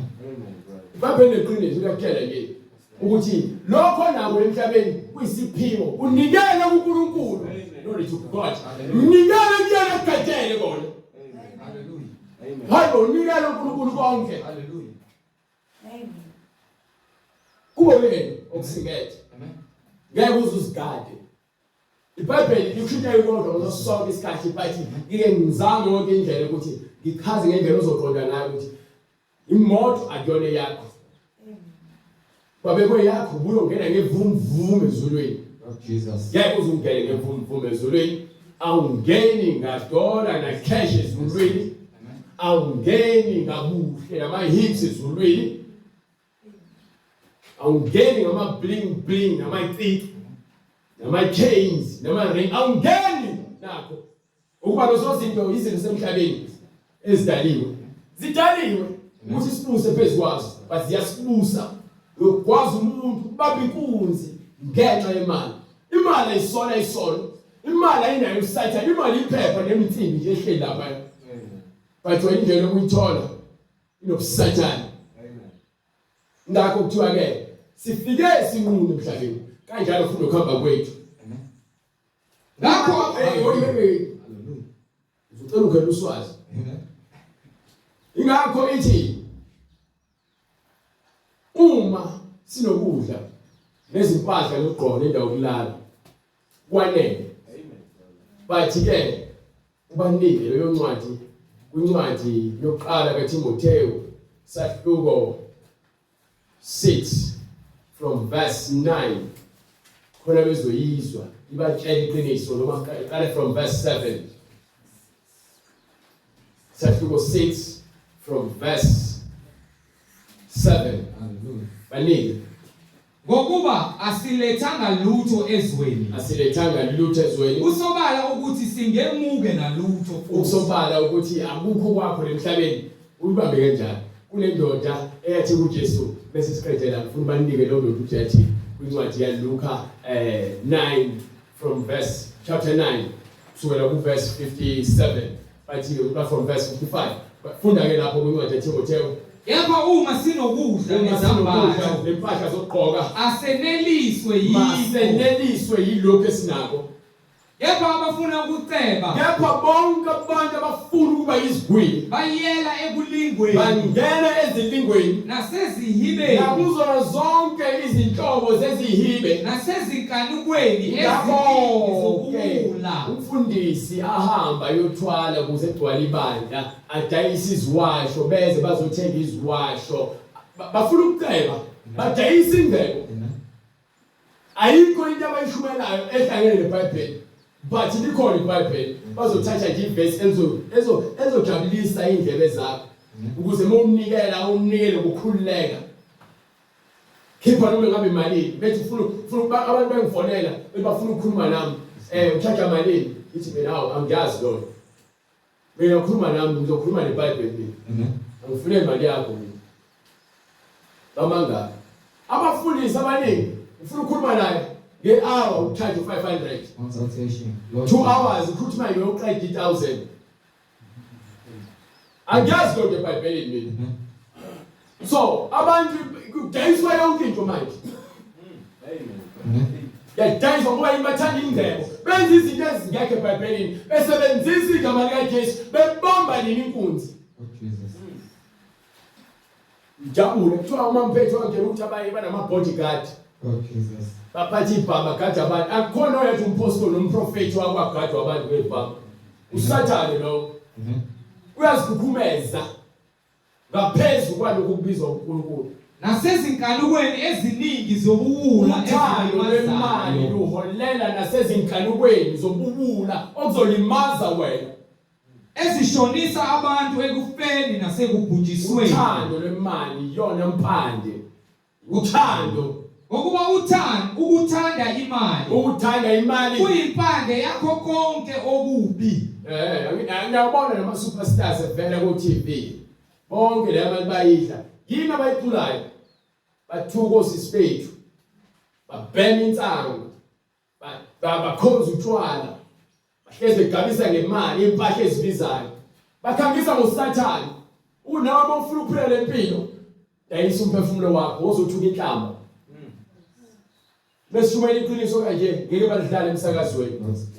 Ngokuba iqondisa isizwe uSathane ufuna yini? Uwehlile ezulwini. Wehlele emhlabeni ethi ukuthele uzoqeda ngeke ethi umuntu. Sathane akandaba nawe ungazibona ngathi unendaba nawe okwesikhashana phela mina. Amen brother. Amen. Ufuna ukufaka uthando lezinto ezingasile. Ingakho etshela uJesu ezomlinga ethi ke uma ungasiguqe phambi kwami zakunika ingxenye yalomhlaba lo. Bese angiguqe phambi kwezinto ezidaliweyo mina ngiguqake uNkulunkulu. So lokho kuyachazela ukuthi uSathane uzokhangisa ubukhazikhazi kwena. Wena uzibona ukuthi umuntu wena uhlala nabantu abathize awungiyeke umuntu namanga. Wamese behambile bonke ireality yabuya. Amen. Ukuthi wena u-empty, u-lonely. Amen. Bese bathina bonke ngikho ubenzele ini noma ngabe bayakwenzele ini. Uhlezi ufuna umncike eduze kwabantu ukuze uzibone umuntu. Angifune ukuncike eduze kwabantu. Ufuna umncike eduze kwezwi. Ezolokhu ingishaya intonga yensimbi. Ingiqondise ukuthi ngibe noqondo ukuthi akho lutho engizokuthatha emhlabeni. So ngisho ilojo ngayiwina ucaba ukuthi uzoshintsha yonke yokushintsha lutho. Mawushintsha ingqondo yakho. Feka ishintshe ingqondo yakho ibe yintsha. Banike lo ncwadi lebese siyabhala lapha incwadi yamaRoma 12 sahluko 1 sahluko 12 maRoma 12:1.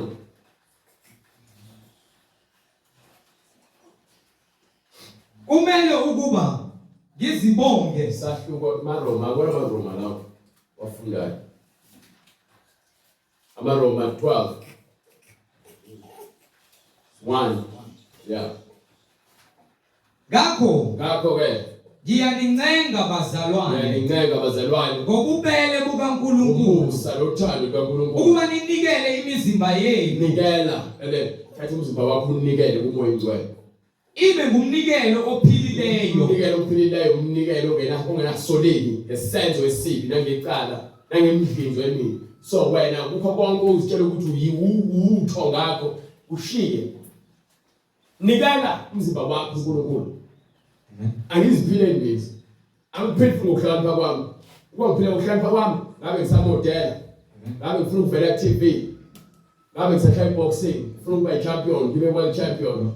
But ke angisaziphileni izwi mele sihlukana nakho konke. Uzidele mina ngenze lokho. Ngifuna ukuba isibonelo mengikhuluma nomuntu ngingathi athi nje nawe nje angifuni ukusola. uSathane wenza kakho konke ukuthi ungakwazi ube nobufakazi obusolid. Imizimba yenu ibe ngumnikelo ophilileyo. So ngesikhathi uzinikela mawuthanda ama-change wakhumula ama-change wanilahle lapha. Ngoba manje umzimba wakho kaNkulunkulu uNkulunkulu akakhonzwa ngezinto ezidalwe ngezandla. So lo mzimba wakho wakhe man. Mawusudwebile ijathiwa ayisasuki. Hamba utentethelele. Ngeke. Makuthi ufaka isiphandla, isinqamula isiphandla. Thatha usifaka lapha e-toilet noma usishise. Babuzo wenzani uJesu uJesu ufikile. Awusiyahlanya wena Jesus. Glory to God. Hallelujah. Ongcwele thatha izwathi ezizigwele lapha aphathi ombhede oma wardrobe uzibobozela kho amanzi uchithele lapha iphela njalo. Siyaphila nje nginani? Hallelujah. Nginani? Jesus. Angikabi izilwane ngithi ngihlabela amandla gazi ngiyayele angezi lonto leyo. Ongcwele. Ngiphila ngezwi glory to God. One keeper. Ebumnyameni. Ongcwele. One keeper. Ebufaleni. One keeper ngiphethe. Jesus. Angigqokela ukubuka, ngigqokela ukuthi ngifike umzimba wami. Yes Lord. Angikhulumeli ukuthi ungithande, ngikhulumela ukuthi ngikhuluma ukuphila nawe. Ngikuthanda ngothando eqiniso. Amen. Glory to God, ngiyakuthanda. Hallelujah. Jesus. Ayikho ngikhuluma ezokubulala uma ukuthi ufuna ukuphila. Lapho usathane bese enhlizweni yakho uzozonda usathane sabusa. Oh Jesus. uJesu uthi thanda umakhelwane wakho yokuzithanda wena. Uzokhipha wonke lo moya lo. Uzuze phambi kwakhe. Uzozinikela kuba kube yena ozokubusa ngokuyiqiniso ulungile. Mosabusa amanga ubusa izinto ozibonayo. Bathe gqoka kanje ku-TV ufuna ugqoka kanjalo. Bathe ufuna ukukhuluma kanje ku-TV le emakhaya ukhuluma ilimi laseGoli le emakhaya ukhuluma isitsotsi. Uluma konjini usathana uthathile. Ingakho ke ningasaki inhlonipho. Emakhaya. Bathi ukhuluma ulimi laseThekwini laseGoli. Mina ngikhale eGoli nami ngikhale eThekwini ngikhale eCape Town. Ngisakhuluma ulimi oqondile. Yes Lord. Hallelujah. Ngeke ngisho ngibhalile eqondile. Yonke into fanele iqonde. Amen, brother. Sathana untshontshe ukuhlakanipha kwethu thina masihle siyazi. Uma ikhuluma kanje ngiseyintweni awukho eyintweni. Sehlathini kwemafuthu yehlathi. Yes Lord. Bajiwe. Hallelujah. Lahla lento le. Lahla ayinamsebenzi. Ayi time, yini time? Isikhathi nje isikhathi. It's time. So manje ngoba kuze isikhathi. U-old lady, uma kusumiza nge-old lady akusayini umama. Ayi razo, yini razo? Amen. Umfowethu. Yes Lord. Umjajewethu, umama. Iqondile lento. So usathalele bezofaka lento yakhe uyifakela ukuthi nizibone ukuthi ayinina yentsakile phela ke sekufaka ibhloko elihlale ezathi kwezinga sekufaka lento emlomeni sengihambe ngathi ngiyagula. Oh Jesus. Hallelujah. Noma ngihamba ngathi ukuthi ngilibele. Oh Jesus. Yes Lord. Hallelujah. Injalo unezixhwala ezimpumputhe. Hallelujah. Ngisho sinhlambe serious. Abantu bayihula leminyango bebezithe basile. Bezitshela ukuthi bahlakaniphile baphenduka izimpula. Hallelujah. Uyindoda phela uzizwe ngathi umuntu wesifazane. Hayi nje yazi nje yena usibonelo sowaphenduka umahlengi. Oh Jesus. Amen. Usiswakho naye usebheka intsangu nje ngoba ufuna ukufana nomfana usefaka nebhlukwe wenza yonke into ezomenza ukuthi nje amabele amile ama-hips akhona. Kepha manje yena usafuna nje ukuthi nje ahambise komfana sezoba nempehlo intsangu ukuhambisa komfana. Mosha isikhathi sakho nimosha isikhathi. Sibahle intshele ayisibahle. Hallelujah. Sibahle ucabange izandla zinkingi sabheka intsangu ezinyama. Umlomo umnyama. Yibe ngizibuke esibukweni ngibozwa ngiyashita kakhulu. Oh Jesus. Lapha ngiphinde ngiqalekele ngibheke. Ngithi ayingini ukuhlakanipha. Ucabanga ukuhlakanipha ekufeni. Amen. Kaniki incwadi le yamaroma sahluko 12 verse 1. Lithi iBhayibheli isinikele. Hallelujah. Ngakho ngiyanincenga bazalwane Bazalwane. ngobubele bukaNkulunkulu Ngobubele bukaNkulunkulu. ukuba ninikele imizimba yenu Unikela umzimba wakho ekulungele ekuphileni. ibe ngumnikelo ophilileyo. uJesu ume ukuthi akabanga nesono wakwazi ukuvuka ekufeni wakhazimuliswa. Igazi lakhe lasindisa abantu. Mocabanga wena ukuthi usindisiwe. Kepha ke umzimba wakho uyithuluzi lokuganga, utshwala, ufebe, ugwayi, insangu, amanga, inzondo, yonke lento le. ngeke uzungene naye kuNkulunkulu ngoba kufanele uyishiye ngemuva ukuze wena ube umnikelo ophilileyo. Hallelujah. Ongcwele Ngisho nangomthetho kaMoses lapho uNkulunkulu esethi-ke imvu emini ihlaba kufanele mhlambe imvu engenasipho. So into ayifunayo ufuna into ephelele emsulo. Lokho usube umbulali waba isifebe waba isidakwa waba isela. But mawuza uNkulunkulu usuza kuziwasha izono zakho. Ngokuba ke usuzozalwa kabusha hayi ngokwenyama. Uzozalwa kabusha ngokomoya ngokuba yonke lento ibibambezela ibingamashayini akubophayo ukuthi ube isigqila sesenzo esibi uyishiya ngemuva. Bazobe bekubona bathi siyamazi ubani lo wedako asho kahle bathi waye dako. Hallelujah. Wasesona isidako manje. Lord Jesus. Sebekwazi ngemuva ngaphambili wena manje usidalo esisha. Hallelujah. Hallelujah. Understand? Hallelujah. Glory to God. Hallelujah. Ongcwele othandeka kuNkulunkulu ufuna into engcwele. Othandeka kuNkulunkulu. Ingakethike. Sibizela ungcweleni. Yes Lord. uNkulunkulu ungcwele. So nathi masibe ngcwele. Yes Lord. Hallelujah. You understand? Go ahead. Hallelujah.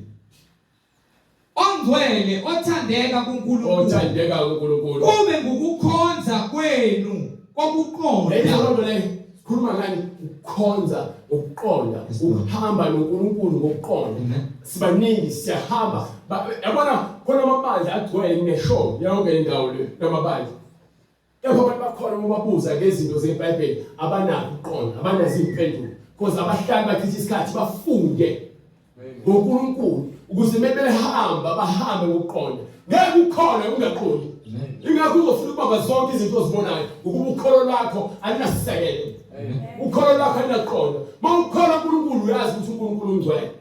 uNkulunkulu uyiqiniso. So uma ngiphila ngeqiniso kufanele ngikhulume iqiniso. Ngeke ngifisele omunye umuntu into embi kuba nami ngeke ngithande iqiniso lelo.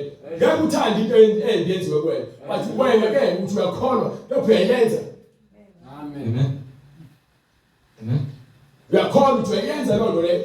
Uyakholwa ngempela iqiniso khona. Futhi uqonda kukho. Amen. Ningalingisi lelizwe. Ezwa lolo bese ungcwele. Mukathi uzenza izinto sesizweni. Ngeke usazilingisa izinto zalelizwe. Kodwa niguqulwe. Uguqula ini? Isimo ngokwenziwa ibe yintsha ingqondo yenu. Into emele iguquke eqala ufuna ukuhamba noJesu nansi. Amen. Umoya wakho. Mofuna ukukholwa. Amen. Masuwazi ukuthi ukhohlisiwe vele noma ukhohlisa ingqondo yakho ukuguquka ikhohliseke. Kanjani uma usindiswa ukhohliswa ingqondo yakho ukuguqulwa ingqondo yakho ibe nokuqonda ukuthi ayinali iqiniso. Ukuze nibe nokuhlolisisa. Ukuze manje sozakwazi ukuthi ke mengesolweni na into engibhekile mengayithola ngiyaphuma. Ukuba lithi iBhayibheli masingaboshelwa ejonkeni linye nabangakholwayo. Ukuze ngihambe ngohlangana nabantu mina abazongitshela ukuthi asinenkinga nezinto ezikanje umuntu esifazana ngagqoka ibhluwe afaka amaqiqi afaka imakeup nezinto zokufakela. uNkulunkulu uyazi wazi inhliziyo yakhe ayikho lonto leyo. Ukuze nibe nokuhlolisisa ukuhlolisisa lokhu uNkulunkulu akufunayo nokuyintando yakhe okuhle okuthandekayo nokupheleleyo perfect ngesingisi perfect. Amen. Perfect. Ngesizulu bathi kuphelele. Into we perfect ayidinge ukulungiswa. Amen. Bethu perfect futhi akho correction ekumele ifakwe. Wenze kahle. Hallelujah. Banike incwadi yaMathewu 10:26. Ngakho ke ningabesabi ngokuba akukho okusitshekelwe okungayi kwambulwa nokufihliweyo okungayikwaziwa. Yes sir. Lokho enginitshela khona ebumnyameni ukhulumeni ekukhanyeni uleke lana abantu iqiniso nalokhu enikuzwayo endlebeni kushumayeleni phezu kwezindlu. Yes sir. Ningabesabi ababulala umzimba labo abazobulala umzimba bengenamandla okubulala umphefumulo. So abantu basemhlabeni babulala bona bethakathana umoya bebulalana umoya ezondana umoya ubulala umuntu onawo lenzondo ubulala umuntu onawo ukufeka ubulala umuntu onawo. Kepha iqiniso liphilisa umuntu onawo. Umuntu ebulala wena ngeqiniso iqiniso umoya lithi uNkulunkulu uyiqiniso kuyindlela. So abakwazi ukuthinta umoya bagcina ngenyama bebulala wena uthi ke uqedile ngawo. Khona ke incwadi engakubi ikhona kule Bible le lo baveze phakamise. Hallelujah. Le Bible inezincwadi zonke ethe zakhishwa. Kune incwadi ethiwa ukuhlakanipha kwaSolomon le ikhuluma khona ukuthi abantu bathatha bakubeke engqondweni yabo ukuthi uma bebulala umuntu olungileyo bazokwazi ukuphila kahle. So baqhubeka bagcwalisa inkanuko zabo. Kepha bayamangala kulolu usuku bese befika ehleli ngokuthula noNkulunkulu ukuthi how lo esambulala ngesifuko esingeke kwenzeka kanjani abe la. Ingakho uJesu mase esiphambanweni athi baba bathethelele because uletha ukuthula uyena nakubantu.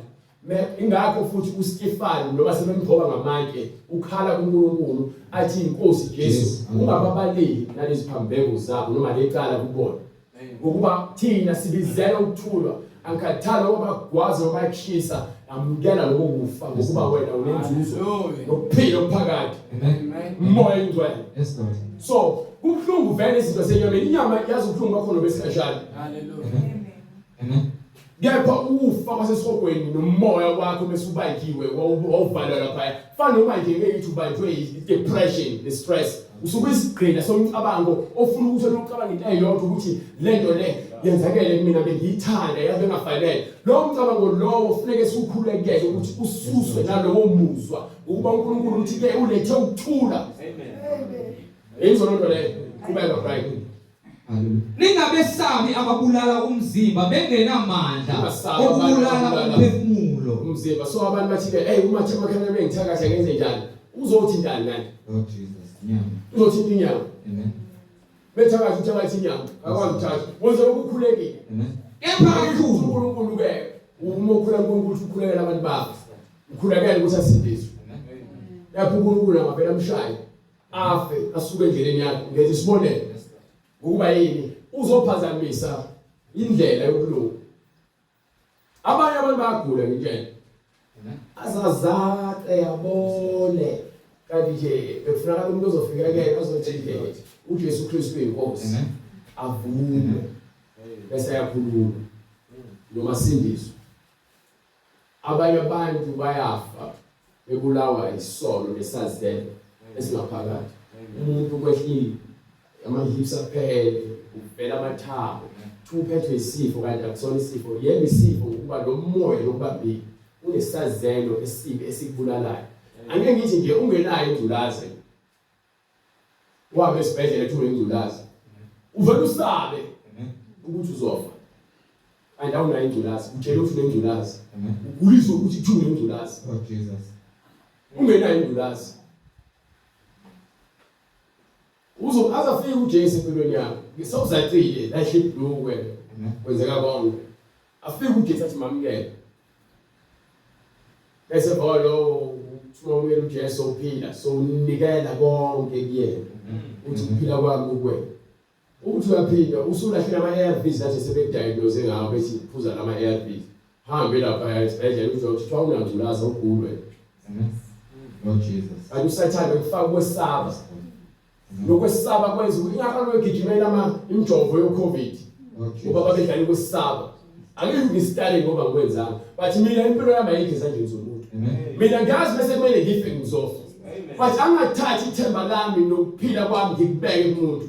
Angazi ukuthi ukhona uNkulunkulu bevumile fanele kwenzeke ukuthi ezinye izinto ziyenzeke ukuze uNkulunkulu akusondeze eduze kwakhe.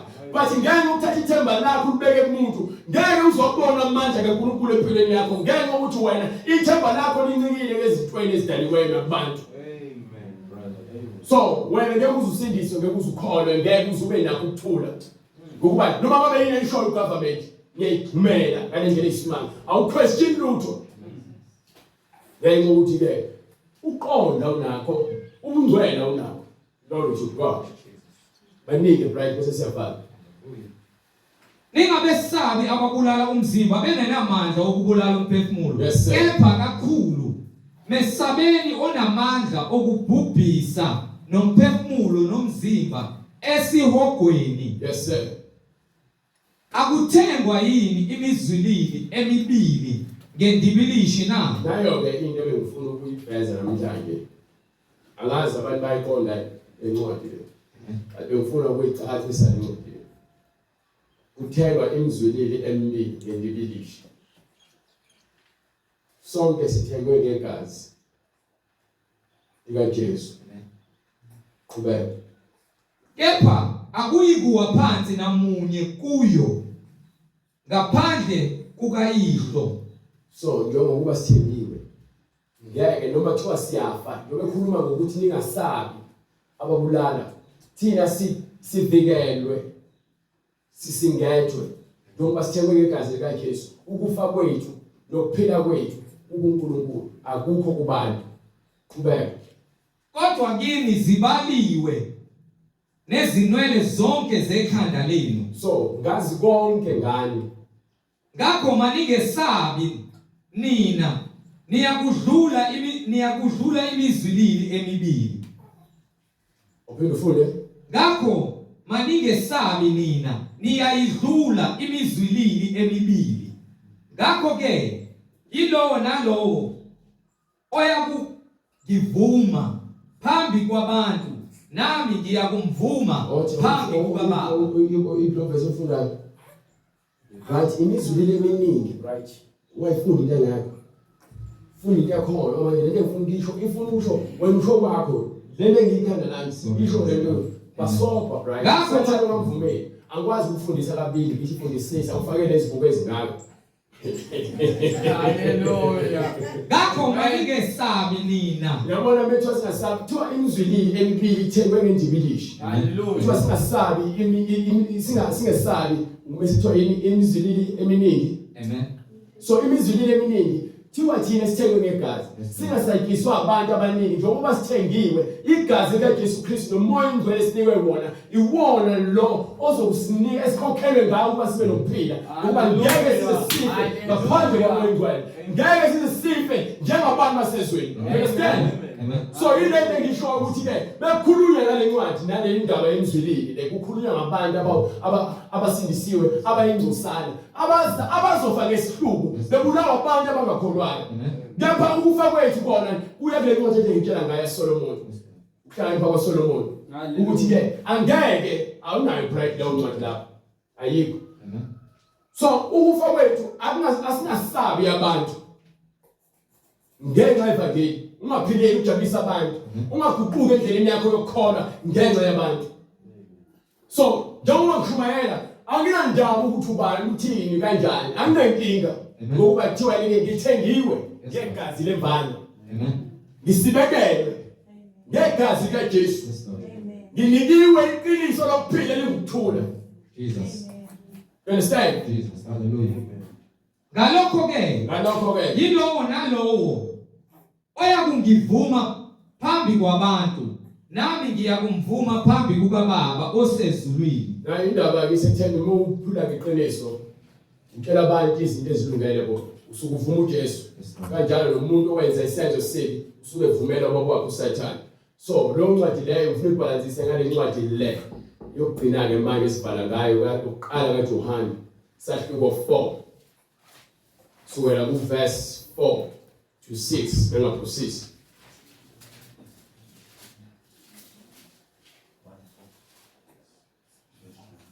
NingabaNkulunkulu nina bantwanyana. Thina singabantwana bakaNkulunkulu. Nibahlulile ngokuba lo Jesu lo okuthina mukhulu kunaye osezweni. Mukhulu uSathane osezweni obusa abazalwane abaningi basezweni. So uNkulunkulu ngokunqoba isono lokuvumela izingane ukuthi sibuse sakwazi ukunqoba lokho. Sesikwazile ukunqoba uSathane. So mkhulu Jesu lo ongabonwayo ngathina.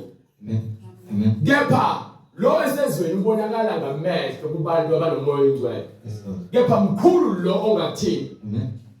Akakulwela ukuthi wena uhlezi istarring, ulwela ukuthi wena ukwazi ukunqoba njengoba ukulomhlaba wesono. Amen. Qhubeka. bona bangabezwe bona abafundisi nabaprofeti nabavangeli bamanga abezwe ngalokho bakhuluma okwezwe izinto zasemhlabeni nezwe liyabezwa nabantu basenyameni nabantu basesolweni bayabezwa thina singabakaNkulunkulu omaziyo uNkulunkulu uyasizwa umuntu owazi iqiniso uyasizwa ongesiyo okaNkulunkulu akasizwa ngalokho ke siyamazi umoya weqiniso nomoya wokuduka siyakwazi ukwahlukanisa ingakho ngithe asihlole imbalo sibheke ukuthi thina ngakho ke namanje siyabonga uNkulunkulu ukuthi asenzele lesikhathi kazimulo yakhe nangokuhlakanipha kwakhe nangokuqonda kwakhe sinika incwadi yeZayo 2:38 bese ke uma ukuthi sowufuna ukushintsha izindlela zakho nawe uzokhethe yakho ngokuba zimbili izindlela enye iya ekufeni ekubhujisweni enye iya ekuphileni akekho obanjwe ngenkani noma ophoqiwe ukuba akholwe kepha lowo nalowo oyinhlabathi evundile izwi liyafike libe yimbewu bese likhipha izithelo ezifanele bese upharuvume imisebenzi yakho yonke emibi oyenzile ngoba nami ngayivuma ngathi uJesu Kristu inkosi ngathi zonke izono zami nezibambeko zami ngiyazivuma ngase ngiza kuyena uJesu ngase ngiqale ngibuza ukuthi yini ekumele ngenze kwathiwa ke ethi incwadi ke usahluko 2:38 phendukani ethi incwadi phenduka yiloyo naloyo abhabhathizwe bese uphenduka kufanele ubhabhathiswe egameni likaJesu Kristu igama likaJesu Kristu lona ekuza kubhabhathiswa kulona ubhabhathiswa ngalo kukho ukuthethelelwa kwezono zenu uzuthethelelwe amacala akho khona niyakwamukeliswa isiphiwo sikamoya oyingcwele ukuze wena ke wamukeliswe iqiniso ngokuba isithembiso ngeseno esabantwana benu esabantwana bethu esabo bonke abakude bonke inkosi uNkulunkulu wethu eyakubabiza wafakaza nangamanye amazwi amaningi wabayala wathi zisindiseni kulesizukulwane esibambeneyo indlela yokusindisa ukwamukela iqiniso uphile ngeqiniso uyaye ukuzikhohlisa ungazitshela ukuthi uyazi awazi lutho ngoba umuntu ethi uyazi usaNkulunkulu uzohlala ungazi uzitshela baningi abazitshelayo kepha abazi so mesiza kumoya ingcwele ufuna ukugcwalisa inkomishi ngeke ugcwalise ngamanzi gcwele kufanele kuphithe amanzi bese uyibeka faka amanzi khona uzoyibona igcwala ngeke ukuthi ugcwalise inkomishi ilivele igcwele unamanga ngeke ukwenze lokho so ingakho nginoza uNkulunkulu zithuluthe konke okwazi kwakho ube umuntu ongazi ukuze uzofunda uma uya esikoleni ka first year fike lapho ufuna ukubhala u-A ukusuka u-N ungazi awukwazi ukubhala u-E awukwazi ukubhala igama lakho thatha isikhathi ukuze ufunde lokho ufuna ukupractice kanjalo ke nomuza uNkulunkulu izwi lakhe liyapracticewa ngokulifunda nangokulenza ukuze ligcine liphila kwena bethu umuntu uphila kungcwele ngokuba uphila into ebhalwe phansi eBhayibhelini hayi ngoba yesontweni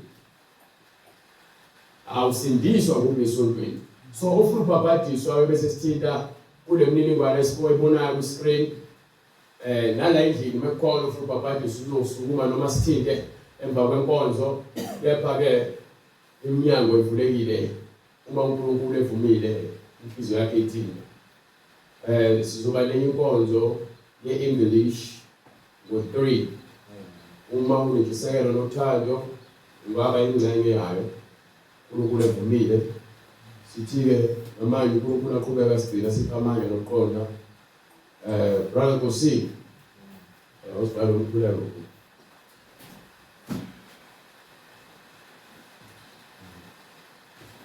Jehova uNkulunkulu oyingcwele uJesu Kristu waseNazaretha siyabonga uNkulunkulu mdalo wezulu nomhlaba ngomusa wakho Jehova ingcwele ukuba uzivusile uNkulunkulu osukwini lanamhlanje usasinikile ukuphila uNkulunkulu, inyama isahlangene uNkulunkulu, uphefumulo usahlangene nenyama. Siyazi uNkulunkulu umusa wakho, ukuphila kwethu kusezandleni zakho Jehova oyingcwele uNkulunkulu onomusa. Siyakhuleka phambi kobuso bakho uNkulunkulu onothando, ukuba Jehova oyingcwele uNkulunkulu onomusa, izwi lakho esilishumayelayo Jehova oyingcwele ube usigayidayo uNkulunkulu onomusa, mdali wezulu nomhlaba, lisebenze uNkulunkulu, luwenze umsebenzi walo Jehova oyingcwele njengoba ushilo encwadini yakho uNkulunkulu, ukuba hlukanisa uNkulunkulu umphefumulo nomzimba uNkulunkulu onothando.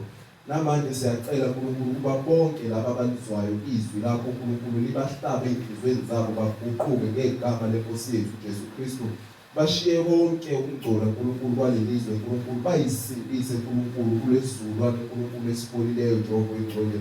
Siyacela kuwe Jesu Kristu waseNazaretha uNkulunkulu mdali wezulu nomhlaba, ukuba usipho ukuqonda uNkulunkulu onomusa. Sikhulekela upastor Zondi Jehova oyingcwele, ukuba uqhubeke uNkulunkulu, umsibekele uNkulunkulu onothando, umupho ukuqonda uNkulunkulu njengendodana kaDavide uSolomon uNkulunkulu, njengoba naye wamupha ukuqonda uNkulunkulu, okwathi uza uNkulunkulu iqueen uNkulunkulu yaseSouth Jehova oyingcwele izombuza imibuzo enzima, kepha ngoba wawumphile ubuhlakani uNkulunkulu onomusa, wayiphendula yonke imibuzo uNkulunkulu onomusa, yamglorify uJesu Jehova oyingcwele. Namanje uNkulunkulu siyacela ukuba upastor Zondi nathi sonke uNkulunkulu singabantwana bakho usipho ukuqonda, sihambe ngokuqonda uNkulunkulu ezweni lakho uNkulunkulu, singahambi njengabantu abangalazi, kepha sihambe ngabalaziyo futhi silenze uNkulunkulu, ngoba liyasho izwi lakho ukuba ba-justified before nakulo akubona laba abalizwayo, kepha yilaba abalenzayo. Nathi siyacela uNkulunkulu usenze silizwe futhi silenze uNkulunkulu, ukuze uma usubuya uzolanda ibandla lakho uNkulunkulu singasali Jehova oyingcwele, kepha siye uNkulunkulu ezulwini lapho uNkulunkulu ithemba lethu likhona. Siyacela konke lokho egameni leNkosi yethu Jesu Kristu kuze kube phakade. Amen. Amen. Amen bazalwane. Hallelujah. Sizoba neklasi kusasa ngo-1, sibe namabhayibheli sonke asishunyayezwa, sineklasi individually, abanemibuzo ikakhulukazi abazalwane, njengoba sifunda nje ukuze sibe nokuqonda kwincwadi esingayiqondi kodwa esiyifundile, singabuzi kuWhatsApp, sibe nesikhathi uNkulunkulu esenzele umusa. Sasa ngo-1 lizoqala iklasi, ubrother Zondi uzobe ngongcwele amhole kuletha ukuqonda ithina sonke njengoba letha ukuqonda kuzo zonke insuku. Ngimtshelile ngikhulumile naye lento ifikile nje kumina, kodwa ngiyambonga uNkulunkulu akukho engizokusho kuyena, sekufikile. Sisonke bazalwane sizofunda, sihambe kule ndlela esihambayo, sithembise isikhathi. Amen. Ngiyambonga uNkulunkulu nokuthi ufikelwa nalelithuba ukuthi njengoba sisonke singalokho esibuza kuWhatsApp, siphelelwa amadatha, kuphela imibuzo, nayizolo size sahlangana kwaze kwaba late. Ukhulu ekumele sikufunde bazalwane. uNkulunkulu uvumile, sikhona isikhathi, asisithengisi. So ngiyabonga uNkulunkulu ngo-1 kusasa uze neBhayibheli lakho, ngoba nguye esikolweni uphatha isikhwama esigcwele incwadi. Kule ndlela woza neBhayibheli lakho, uJesu Kristu uyiNkosi nomsindisi. Ake sisukume simdumise. uJesu nobubele nami, uJesu nobubele nami, uJesu nobubele nami,